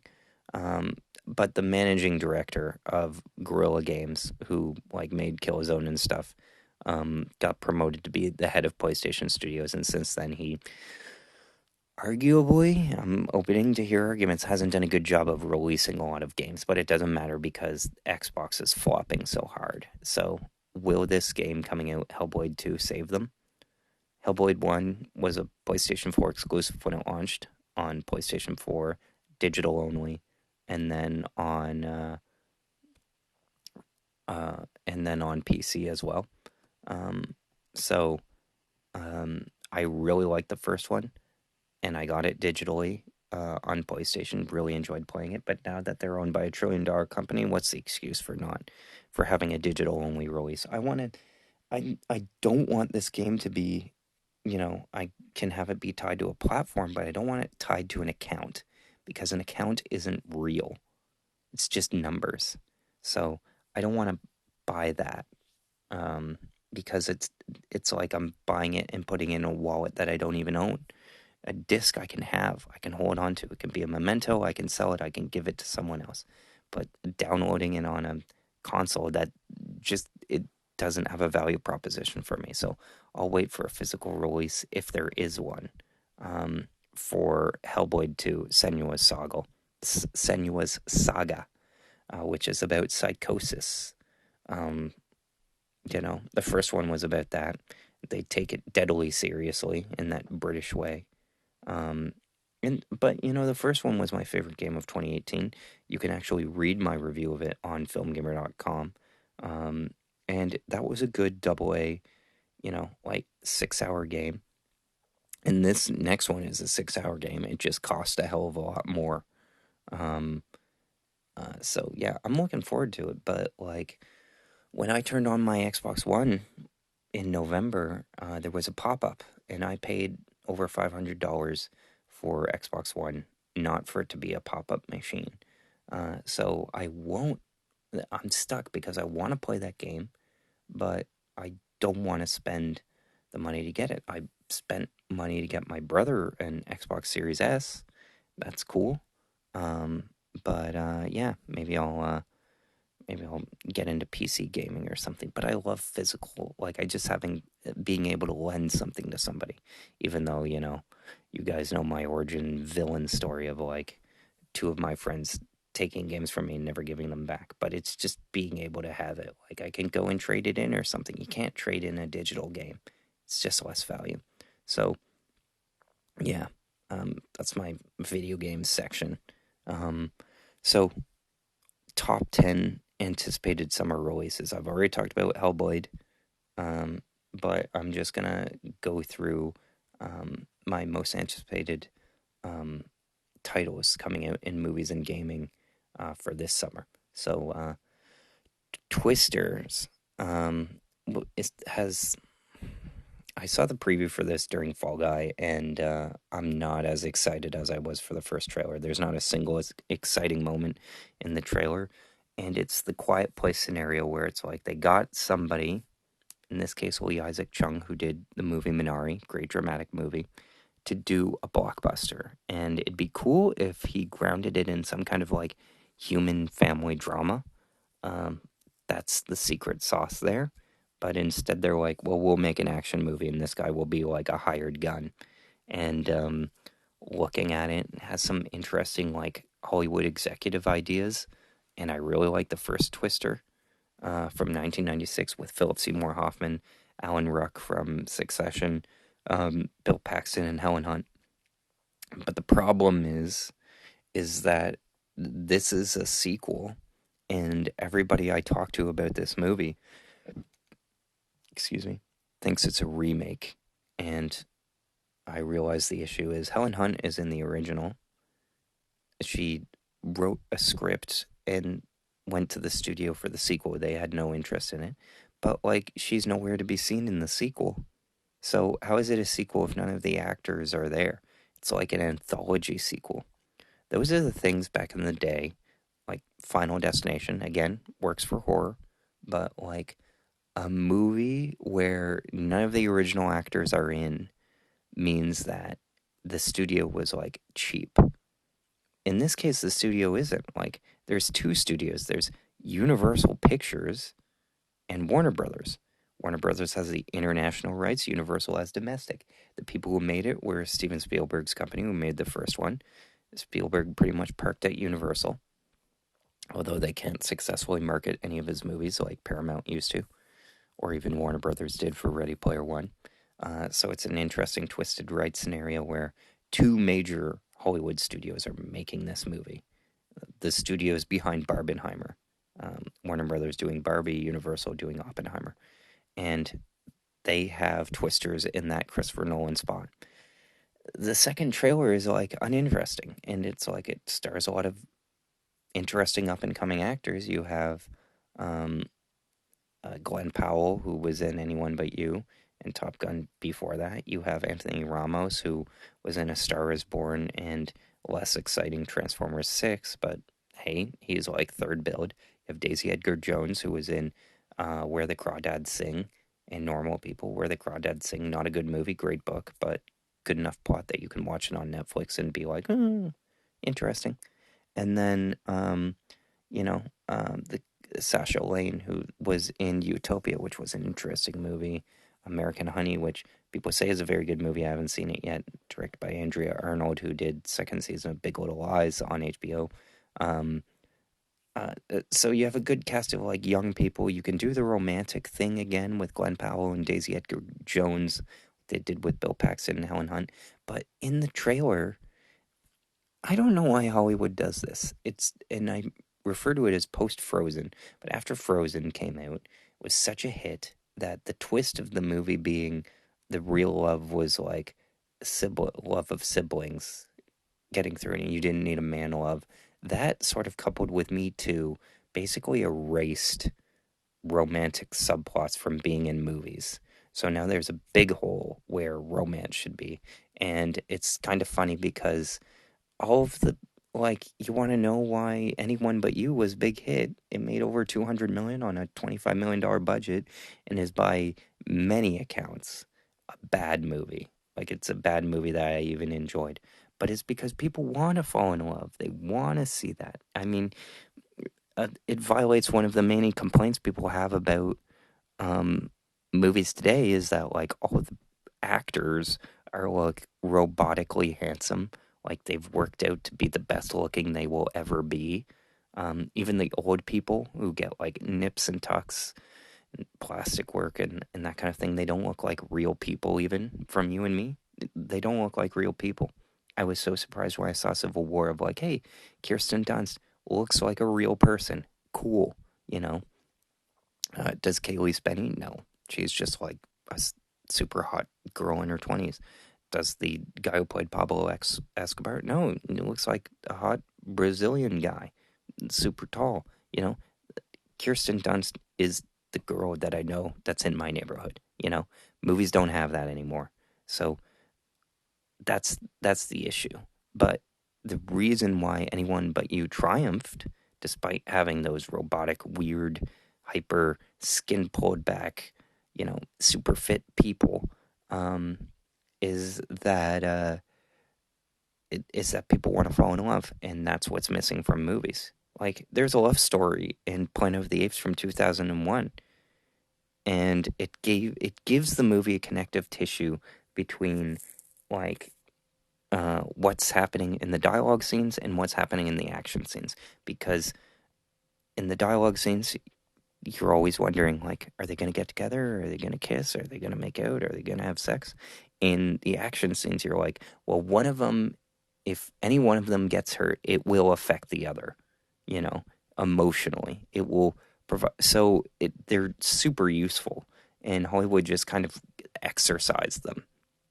And somewhere along the lines, people got afraid, and this is my hypothesis, that like, and particularly with rom-coms, it's like men have to be perfect now. There's Me Too. They can't do anything that's like abusive or harassing, which is like 90% of how rom-coms work, where it's just like the guy is a total asshole and kind of stalks a woman, and then that partially as well is a misnomer. Like I watched 2 Weeks Notice for the first time a few weeks ago, and wasn't that great. But like the boss is like totally sexually harassing, you know, Sandra Bullock and all these people, and they're kind of cool with it in a way that older generations are. And I don't mean accepts it. It's just kind of like it doesn't become a whole victimhood story. And our generation hasn't really come of age on screen for that. You know, right now you have Glenn Powell, who's 35, being the lead in Anyone But You, and then his counterpart is Sydney Sweeney, who's 27.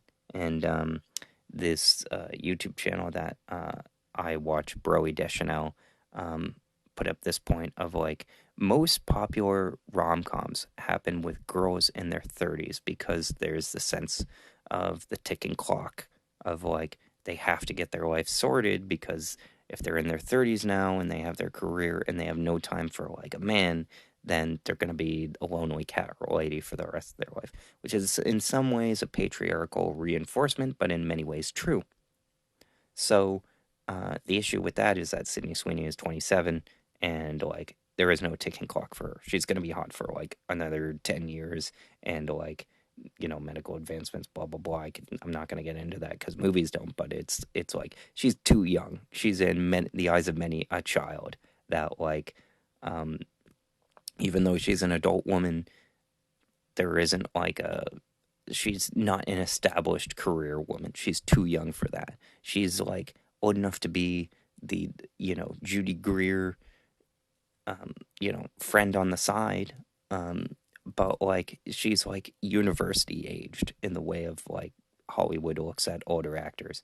It's like it makes sense for Glenn Powell, but like, yeah, it's generically written and whatnot. But it's the only movie that depicts like love and relationships. And some people think, according to the Blank Check podcast, that the reason as well that Anyone But You did well was because people kind of felt bad about missing the Jennifer Lawrence movie No Hard Feelings in theaters, which, by the way, fell at the same tropes I'm talking about of like, oh, why doesn't Jennifer Lawrence say that she's a sex worker in the movie? It's offensive to sex workers. There's nothing wrong with being a sex worker, but also she's a prostitute and prostituting herself to this little boy who's like 19 or whatever.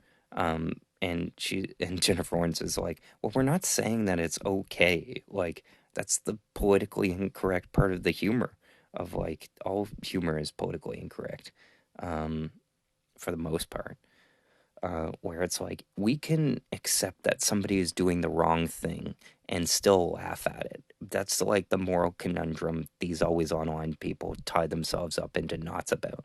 So yeah, it's like ridiculous. So with that said, is Twister's gonna have the um, romance option for Daisy Edgar Jones and Glenn Powell? He's pretty good at that. He has a movie coming out called Hitman that I saw at Toronto International Film Festival. That's like an enjoyable 6 out of 10 movie. The problem is, it plays best with an audience, and it's coming straight to streaming. I mean, yeah, it's getting a cursory theatrical release, but it's coming straight to streaming. Um, that it comes to streaming on June 7th, and the minimal theatrical release is on the 24th. So maybe you'll catch it at a local theater. It's a very good date movie. It's like arguably it's a really nifty date movie. If you're wanting to go on a date, go to your local second run theater, the screening room, and see it. I'm sure it'll play there. Um, I don't need to see it. I've already seen it. Would I pay for it on its own? No, but I am grateful to my brother Sam for paying $50 for it for my birthday because that was like a really nice thing. And also, I got to see it 9 months early. Like that's insane. Like, why do critics and people get to see movies early? Release movies at the same time is what I say. Um, because then we can ditch all this crappy pre-analysis talk, which is annoying to everybody except when I say it. Um, Next movie is a horror movie called Long Legs. It stars Micah Monroe, who was in a movie a couple of like years ago. I think it was like 2021. It was called Watcher. And what's interesting is that like it was on Shutter, but yeah, 2022. This came out in June. Um, and what's interesting to me is that it takes all of the things I complain about indie movies of like barely any plot. And the director Chloe Okuno directs it so well that it's not boring. It maintains tension all the way through, and all it is about a girl who looks through a window and sees that somebody is watching her. This is on Netflix, and it's like, is he just a creepy dude, or is there something sinister there? And darn it, if this movie doesn't maintain that tension successfully through the entire 96-minute runtime. Again, produced by Royally, who's great. He did Barbarian. But, like, yeah, Chloe Akuno, like, good job. Because it's like you watch that movie and it's like, oh, is this going to be another dreaded Me Too movie or something? It's not. It's a movie that works on its own terms very well.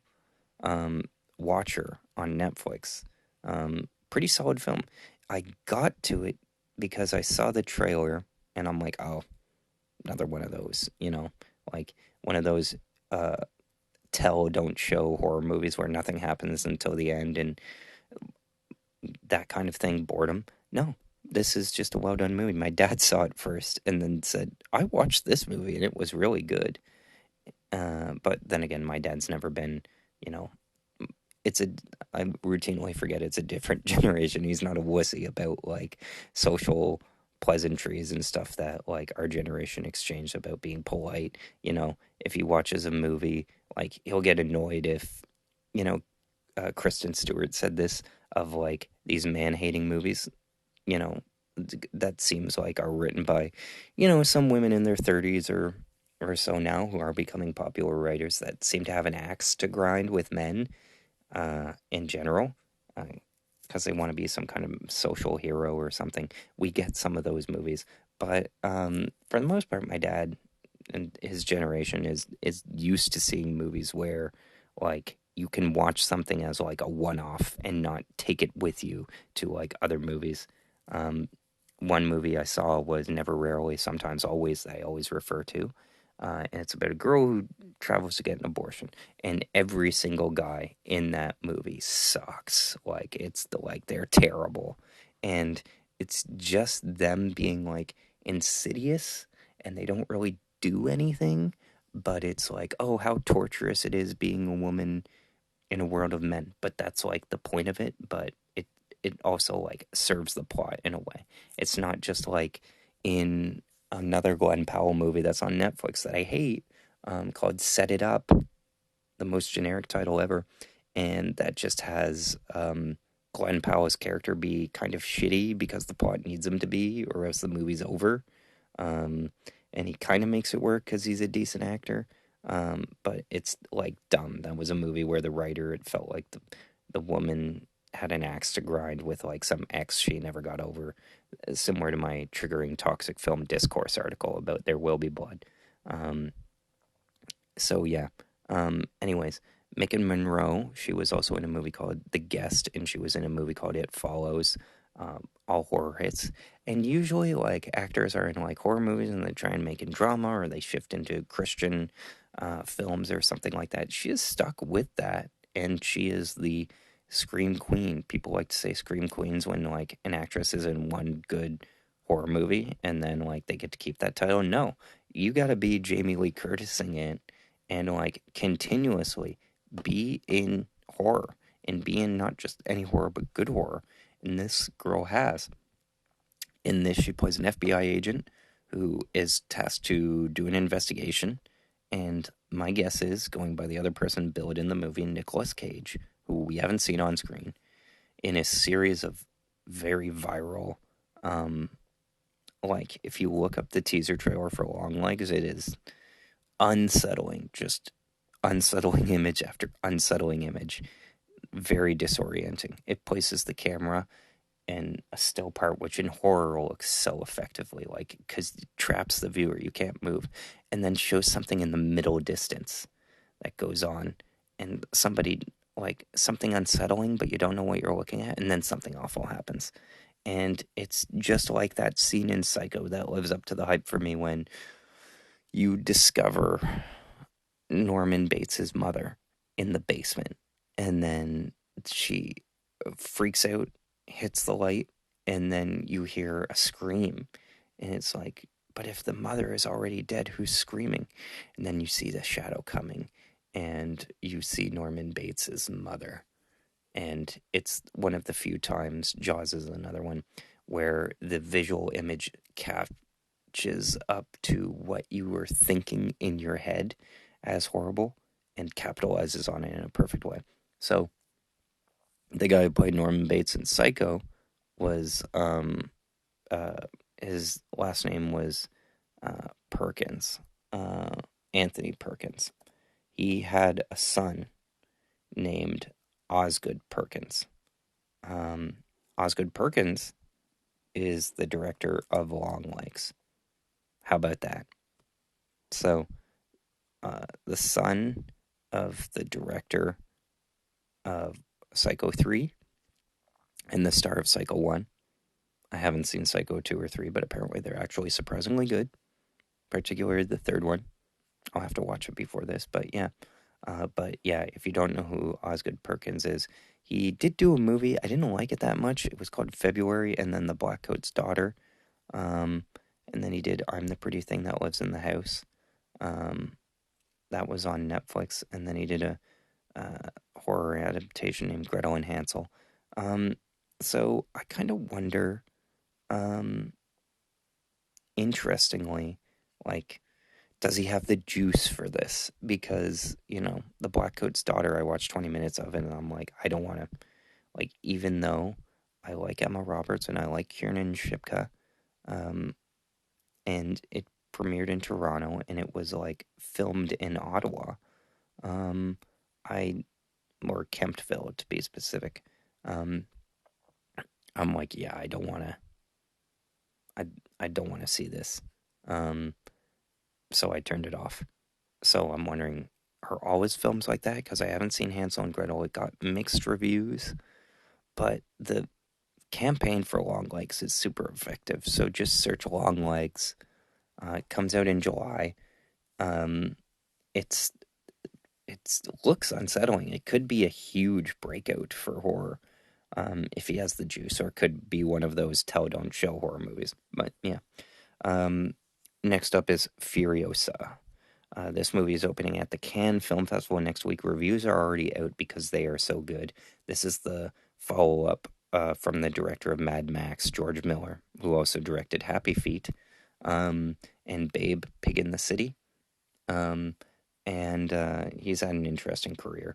He also did the movie The Witches of Eastwick and Lorenzo's Oil. Sorry, my speech impediment is coming back to haunt me. Anyways, Furioso looks entertaining. You can tell that it's like so many views and shots, and it felt like they were dreamt up by a person and not like voted on by people who didn't care, similar to A Quiet Place.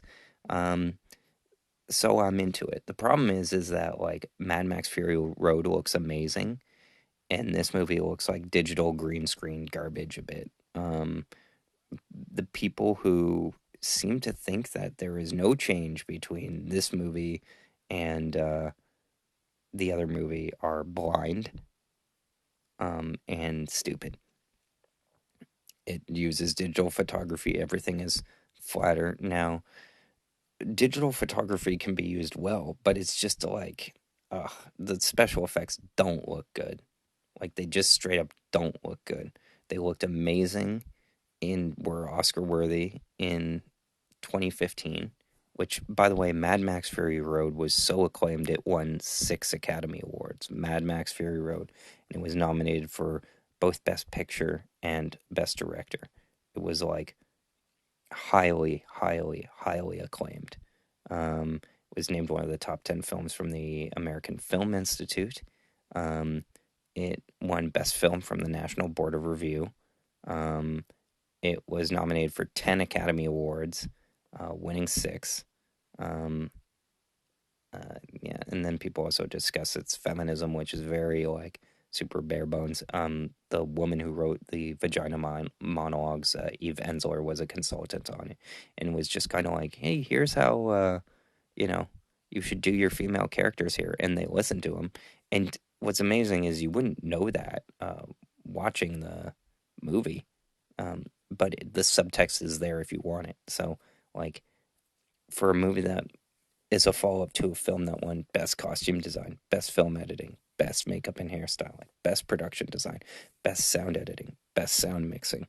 Um, it like, and that was an early sweep at the Academy Awards. There's this funny joke where Louis C.K. comes out to announce the winner of the next Academy Award, and it's like something that Mad Max could never win, like Best Short Film. And he's like, and the winner is Mad Max, and then everybody laughs. But yeah, back when Louis was irrelevant. I mean, he did give a full throated apology, but he does also have a problem. So why isn't he? Is Louis C.K. going to be back? I don't know.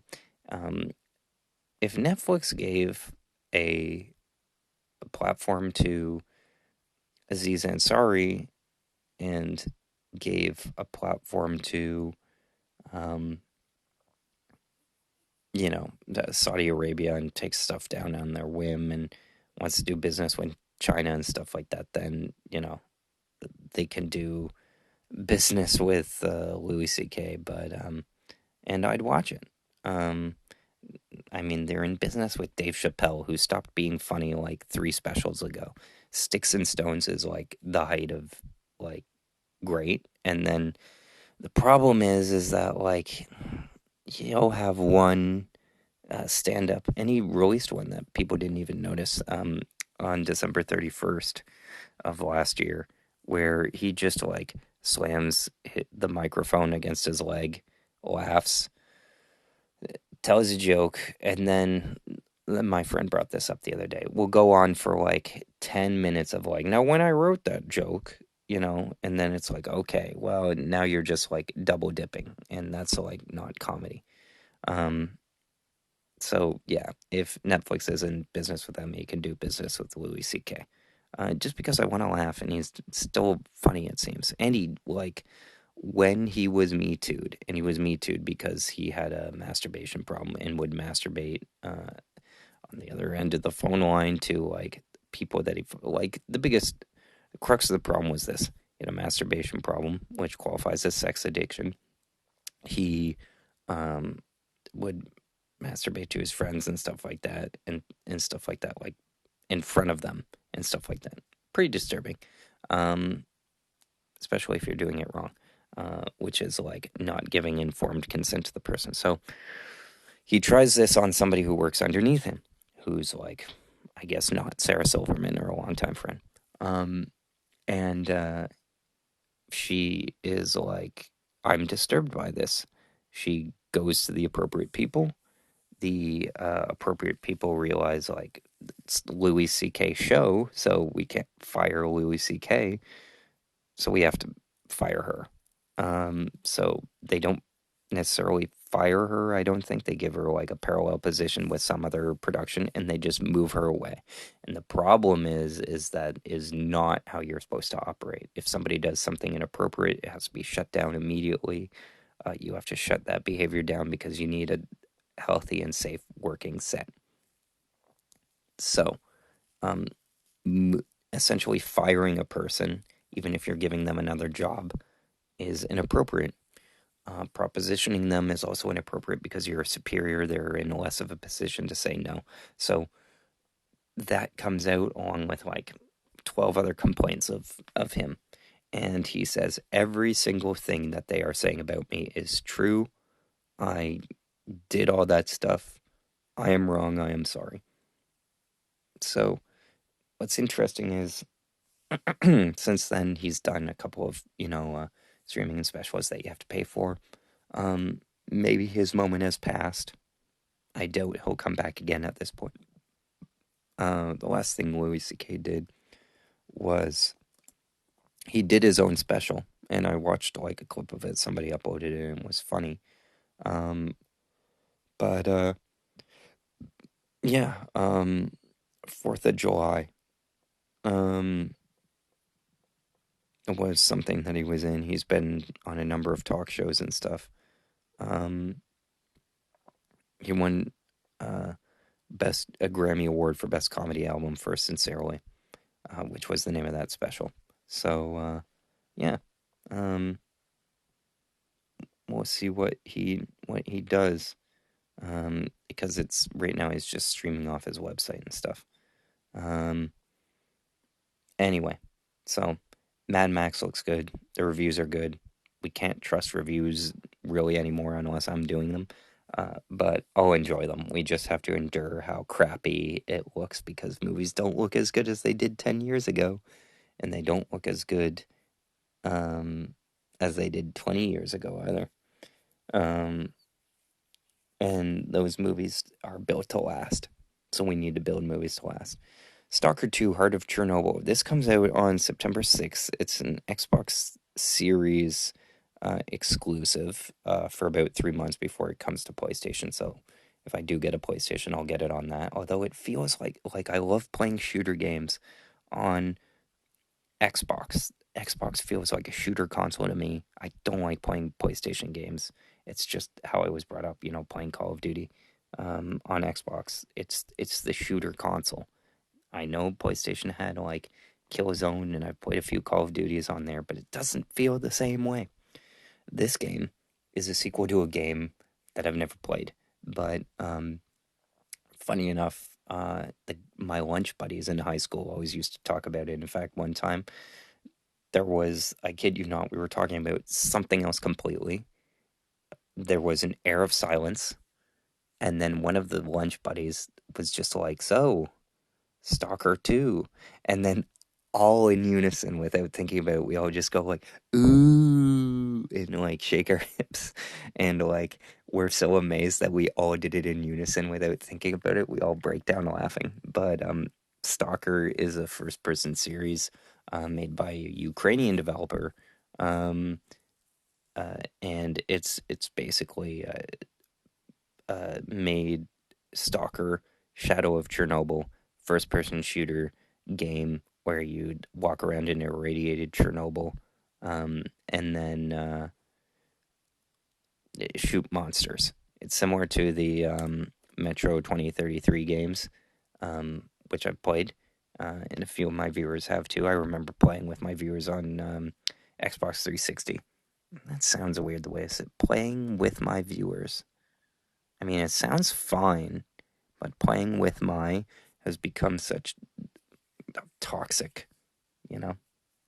Maybe my head's just in the gutter, who knows? Anyway, Stalker, Shadow of Chernobyl, first person, Eastern European developed game. They do a few, you know, downloadable content for it, a couple of expansions, um, but this is the first full blown sequel. And because I've never played a Stalker game, I'd love to play this one. So that comes out on the 6th. This has been in development for however long, like a long time. Long, long time. The first game came out in 2007. It was just ported, actually, to Xbox One. And they had, like, Stalker Clear Sky, Stalker Call of Pripyat, and then they had Stalker 2 coming out. So yeah, I'm super excited. GSC Game World, um, they are temporarily based in Prague, but they were founded in Kiev in 1995, and it's just so cool. You don't see many Far East like games from that part of the world made. So somebody said, what makes a game like the Metro series, which was also developed in Ukraine and has since moved, but what makes it so interesting is that, like, in Fallout, you have your Pip-Boy. You just press the button, you turn it on.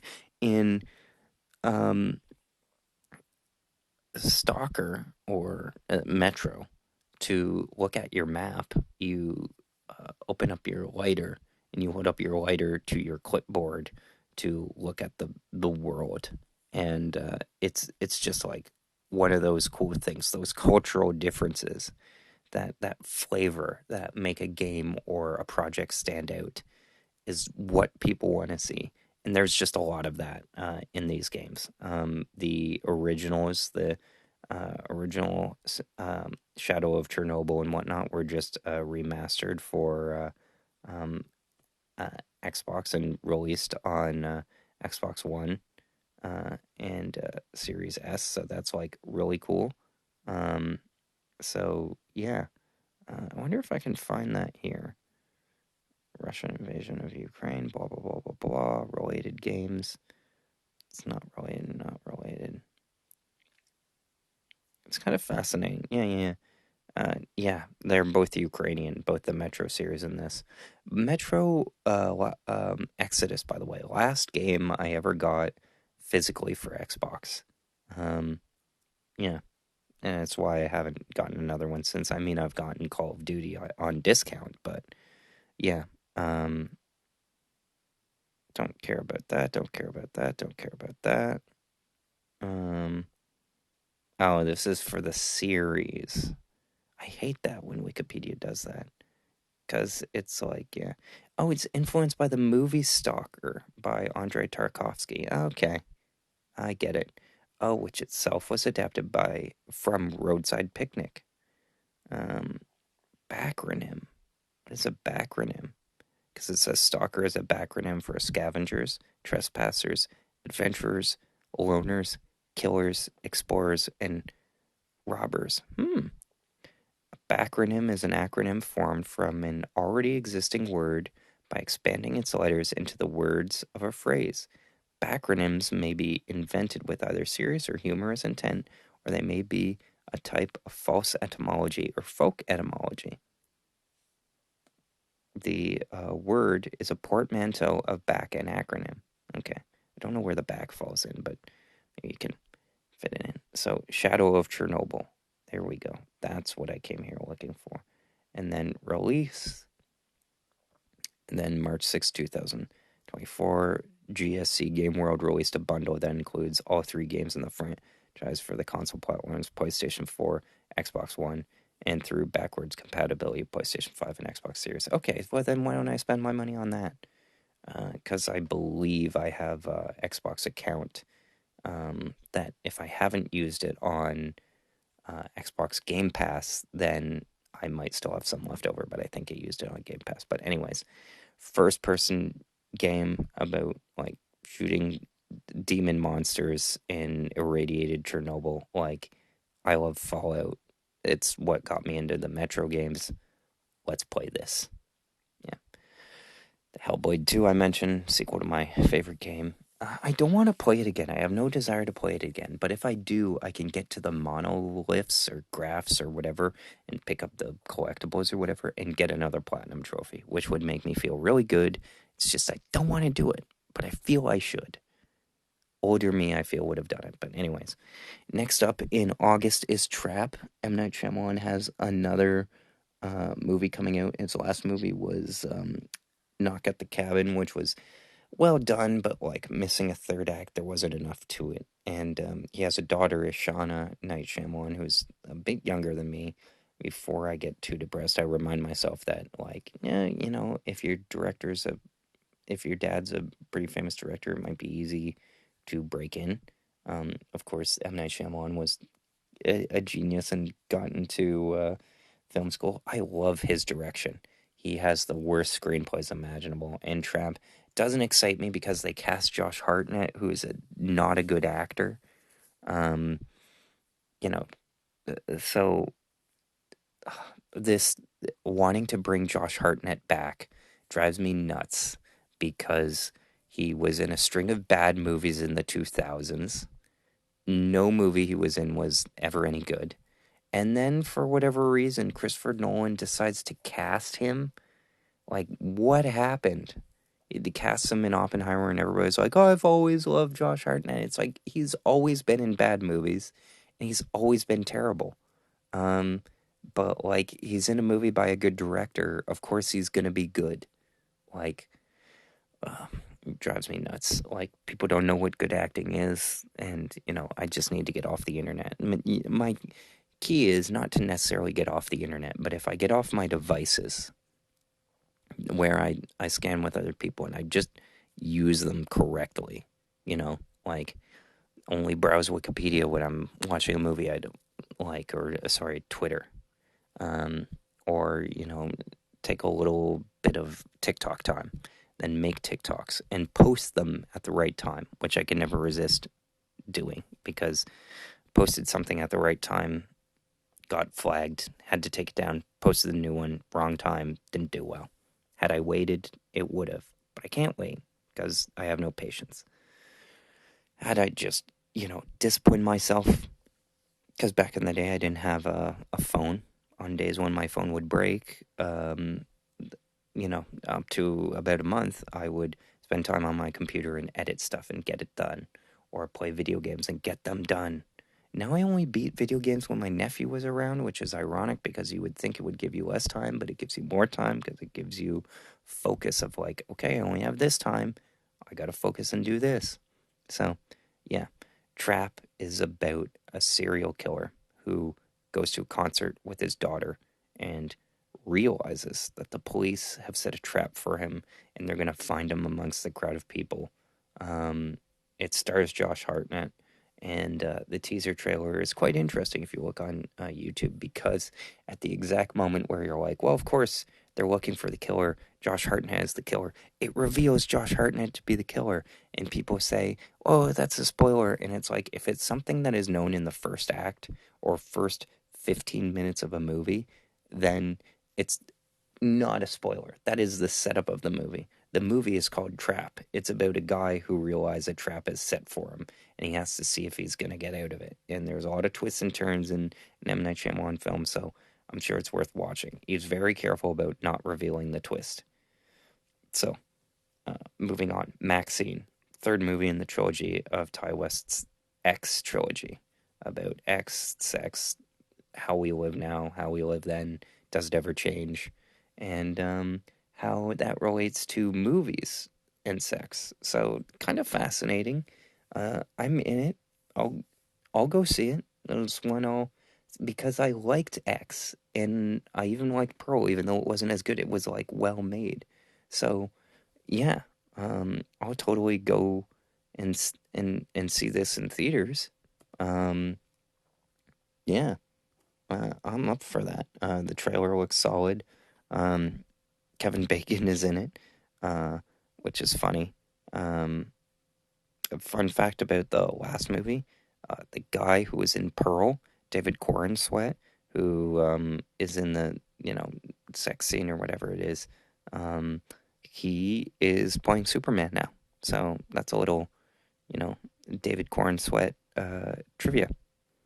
His Superman movie comes out next July, by the way, from the director of Guardians of the Galaxy and the Suicide Squad, James Gunn, who now runs Warner Brothers. But yeah, it's about a girl who decides to go to Hollywood to be a triple X actress. Um, to me, the promo photo reminds me of Taylor Swift. She looks like Taylor Swift just the way that she does her hair, even though it doesn't exactly look like Taylor Swift. You can take a look and tell me. Um, but yeah, maybe I'll do a video version of a blog at some point and take viewer questions. We'll see. Um, but yeah, looking forward to it. This guy is a smart filmmaker. Even, if it's something like Pearl where you're like, I don't like it as much, it feels worth your time. Like he's saying something, but also saying it visually. He's not just talking to you about it. So doing that and being entertaining, telling a story in an entertaining fashion with some subtext is the best. So yeah. And then my final two, Borderlands. This is a late August video game adaptation. Still haven't beaten the second game. Why? Because it was one of the last games I got for 360, and I got it and then um, played through a bit of it. I rushed through it pretty hard. Then, like with most Xbox 360 games, or all of them now, like I deleted my save file, and then when I went back to it, like it didn't transfer like I thought it did, so now I have to start all again, and I hate starting again. I did that once for Assassin's Creed 2, where I bought the DLC of a game, and my save was erased, but I couldn't get into the DLC from the jump, so I played through the 12 to 16 hour campaign so I could get to the DLC so I hadn't wasted my money. This was a decade after I had, maybe more, a decade after I had completed the game. It was on PS3, so I was like well into PS4 at that point. I need to find something to trigger me back into games, get me out of my rut. Thought it would be Fallout, but I haven't. I've turned on the game, I haven't started it.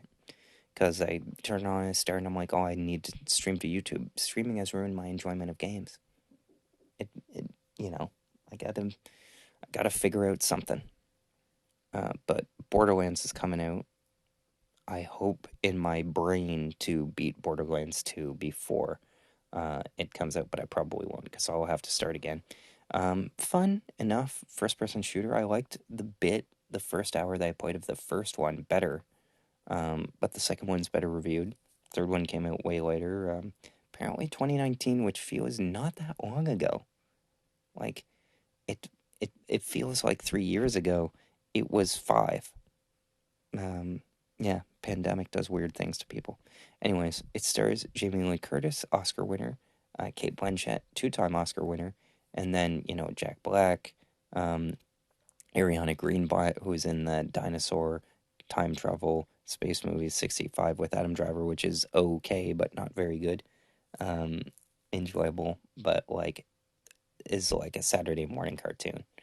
Um, it's like yeah, it's like a movie you watch that's worth watching if you like movies. Um, so, um, it also, there's somebody I'm missing. I mean, there's the fighter guy who I wouldn't know that teams with Ariana Greenblatt, Kevin Hart, yeah, who has never made a good movie or a funny movie. I mean, Jumanji is good, but that's like an ensemble piece and stuff. He's nonetheless winning the Mark Twain Prize for American humor, which is funny because I thought you had to be really funny or have some kind of comedic legacy in order to do that. Kevin Hart's comedic legacy is like cheating on his wife. Um, you know, is that funny? Uh, there's a part of Kevin Hart because he's just the tail end of Gen X, so he's like from a different era. There's just something about him that's like, he's a bit too homophobic. He's all very under the radar. Like, this doesn't ordinarily, like, he's not edgy, so it doesn't really impact his comedy.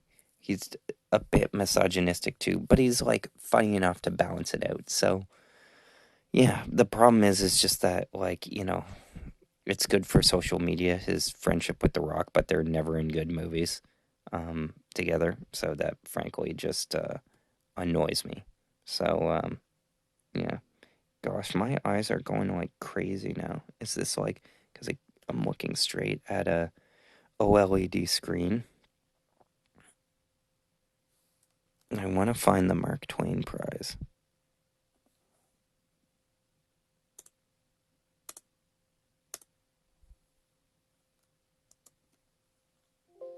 Not even there. This is so bizarre. I've never had this before. I'm getting like floaters. Oh well, I only have a few things left. It's like one of those where I become a hypochondriac and then I'm like, oh no, something's happening to me. And it's just I need to look at a screen less.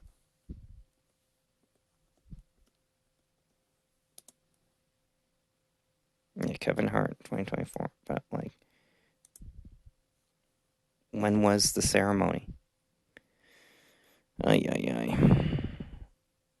It's on Netflix, so I'll look it up.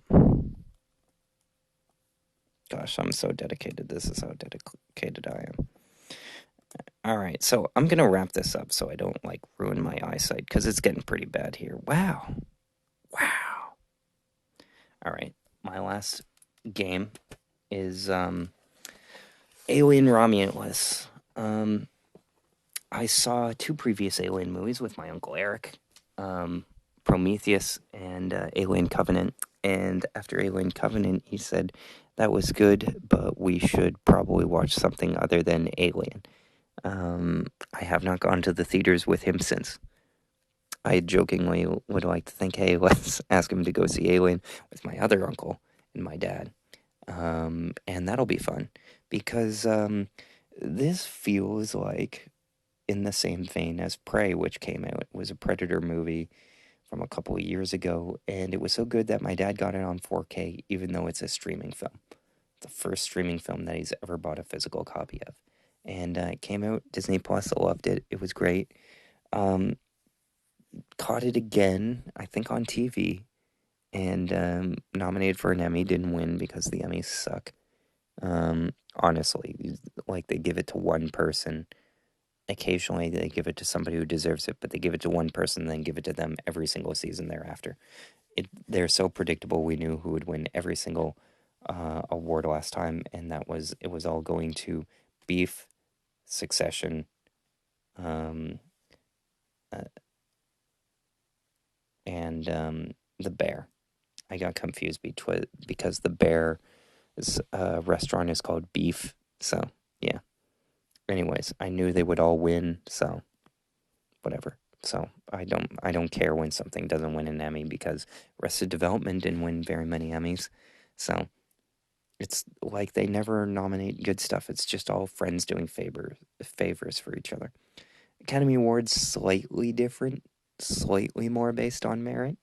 But I'm more of a movie guy. So yeah, Alien Romulus stars Kaylee Spenny from Civil War, looking exactly like Sigourney Weaver and stuff. So that's kind of uninspired. It's like, yeah, we're doing like a soft reboot, kind of the same thing. But, it's from director Fede Alvarez, who directed Evil Dead 2013, which I did not like. Huge disappointment there when I saw it in theaters with my sister. I'm like, this is dumb, and not in a funny way. It was like a more self-serious version, but also tongue-in-cheek. I didn't like it tonally, and characters were pretty stupid, so yeah, that's what I thought of that. But then he comes out with the opposite movie, and I love it when directors do this, where a movie that's all thrills, no gore, and that's Don't Breathe. The second one, which he just co-wrote, was like okay, but he uh, comes out with Don't Breathe, all tension, great written piece, very entertaining film. I love it. Let's see what he does next. And then he ends up producing the Texas Chainsaw Massacre, which I mean, props to it. It's is the only one in the series to actually have a Texas Chainsaw Massacre. But the movie isn't good, and he produced it. And apparently, the reason it sucks is because he constantly fought with the director over, a clash of ideas and what the movie should be in creative direction. And it's like, if you're just producing, you got to learn to produce something to have your name on it, but also step back and let people do it. It's hard to do, but he produces because he wants to make more money. But you know, maybe he should be just an artist. One of the movies he did that I liked and I was in the minority on, and it's just, I like movies that are just fine sometimes, and that was The Girl in the Spider's Web, which was a movie where girl with dragon tattoo, best of the best, David Fincher directs, Daniel Craig, uh, Rooney Mara, um, won an Oscar for Best Editing, Reznor and Ross do the score, Steve Zalian, one of the best screenwriters. I talked about Ripley before, even that's decently well done. Um, he does all of that. Um, it's a pretty big hit, but Fincher wants to do a sequel that's more expensive, so they don't do it. And then Sony decides, like, well, we want to make this cheaper, but still kind of make it good. Let's get this guy, Fede Alvarez, to do it. And he decides to come in and recast Rooney Mara, who was nominated for Best Actress. And you would think most actors are loyal, and what Christian Bale did, for example, was like, I'm not doing another Batman movie without Chris Nolan. Even though he was signed up to do The Dark Knight Rises, and Christopher Nolan didn't have to do it. He decided to come back, and Christian Bale was contracted to do it, so he had to come back. But a lot of times actors are loyal to their directors. Rooney Mara was so into this role specifically. Like, she was like getting actual tattoos. She pierced her nipples. She, like, full role commitment. And she was ready to even be in this one. She's like, oh, I love this character. This is my character. I own this character. And the director decided to not cast her, eliminating again the sequel that's like a reboot that nobody from the original showed up for. Seems cheap. I was still into it because it was like more of an action film, less a mystery, and I always love it when movies pivot to action. They do it pretty decently. Like, the way that the action was done in Don't Breathe was done pretty well, and in the previews it looked pretty well with the motorcycle jumping onto the ice and then, cracking through, but then coming up. That was cool. The explosions, the sniper rifles, it was all cool to me. So I went and saw that movie alone and just like enjoyed it, Hunger Games style. Like, I don't need to share this with anybody. I like this type of movie. It is done well. There's my meal. And I was very satisfied with that. So this is the next movie he's directing. Can he pull the same trick that Dan Trachtenberg did doing Prey, where it's like, this is actually the first really great alien movie since the first one, and even better than the kind of cool in-betweeners. And in order to do that, it'll have to be better than Prometheus and Alien Covenant, which isn't too hard because Ridley Scott is kind of cold on that kind of stuff. He does some interesting and cool stuff like The Last Duel, but that had Matt Damon and Ben Affleck um, co-writing it. I can't remember the third one. I want to say Marie Hellier, who's doing Night Bitch, which is an Amy Adams Oscar equal later this year. But I believe it's someone else. But I'm just gonna pull away from my obsessive compulsive disorder. Not medically, I don't have that, but I'm gonna pull away from that and not look it up because my eyes are going crazy. Just too much time staring directly at an OLED screen and OLED LEDs, particularly the blue light. Even though it's on True to Life and it's supposed to be more, it's like 2:30 in the morning, and staring at it less than 6 feet apart is gonna make you do floaters. And I probably haven't blinked too much either, so I am pulling away from that and not doing that to look it up. But I will look on my phone. Let's see here.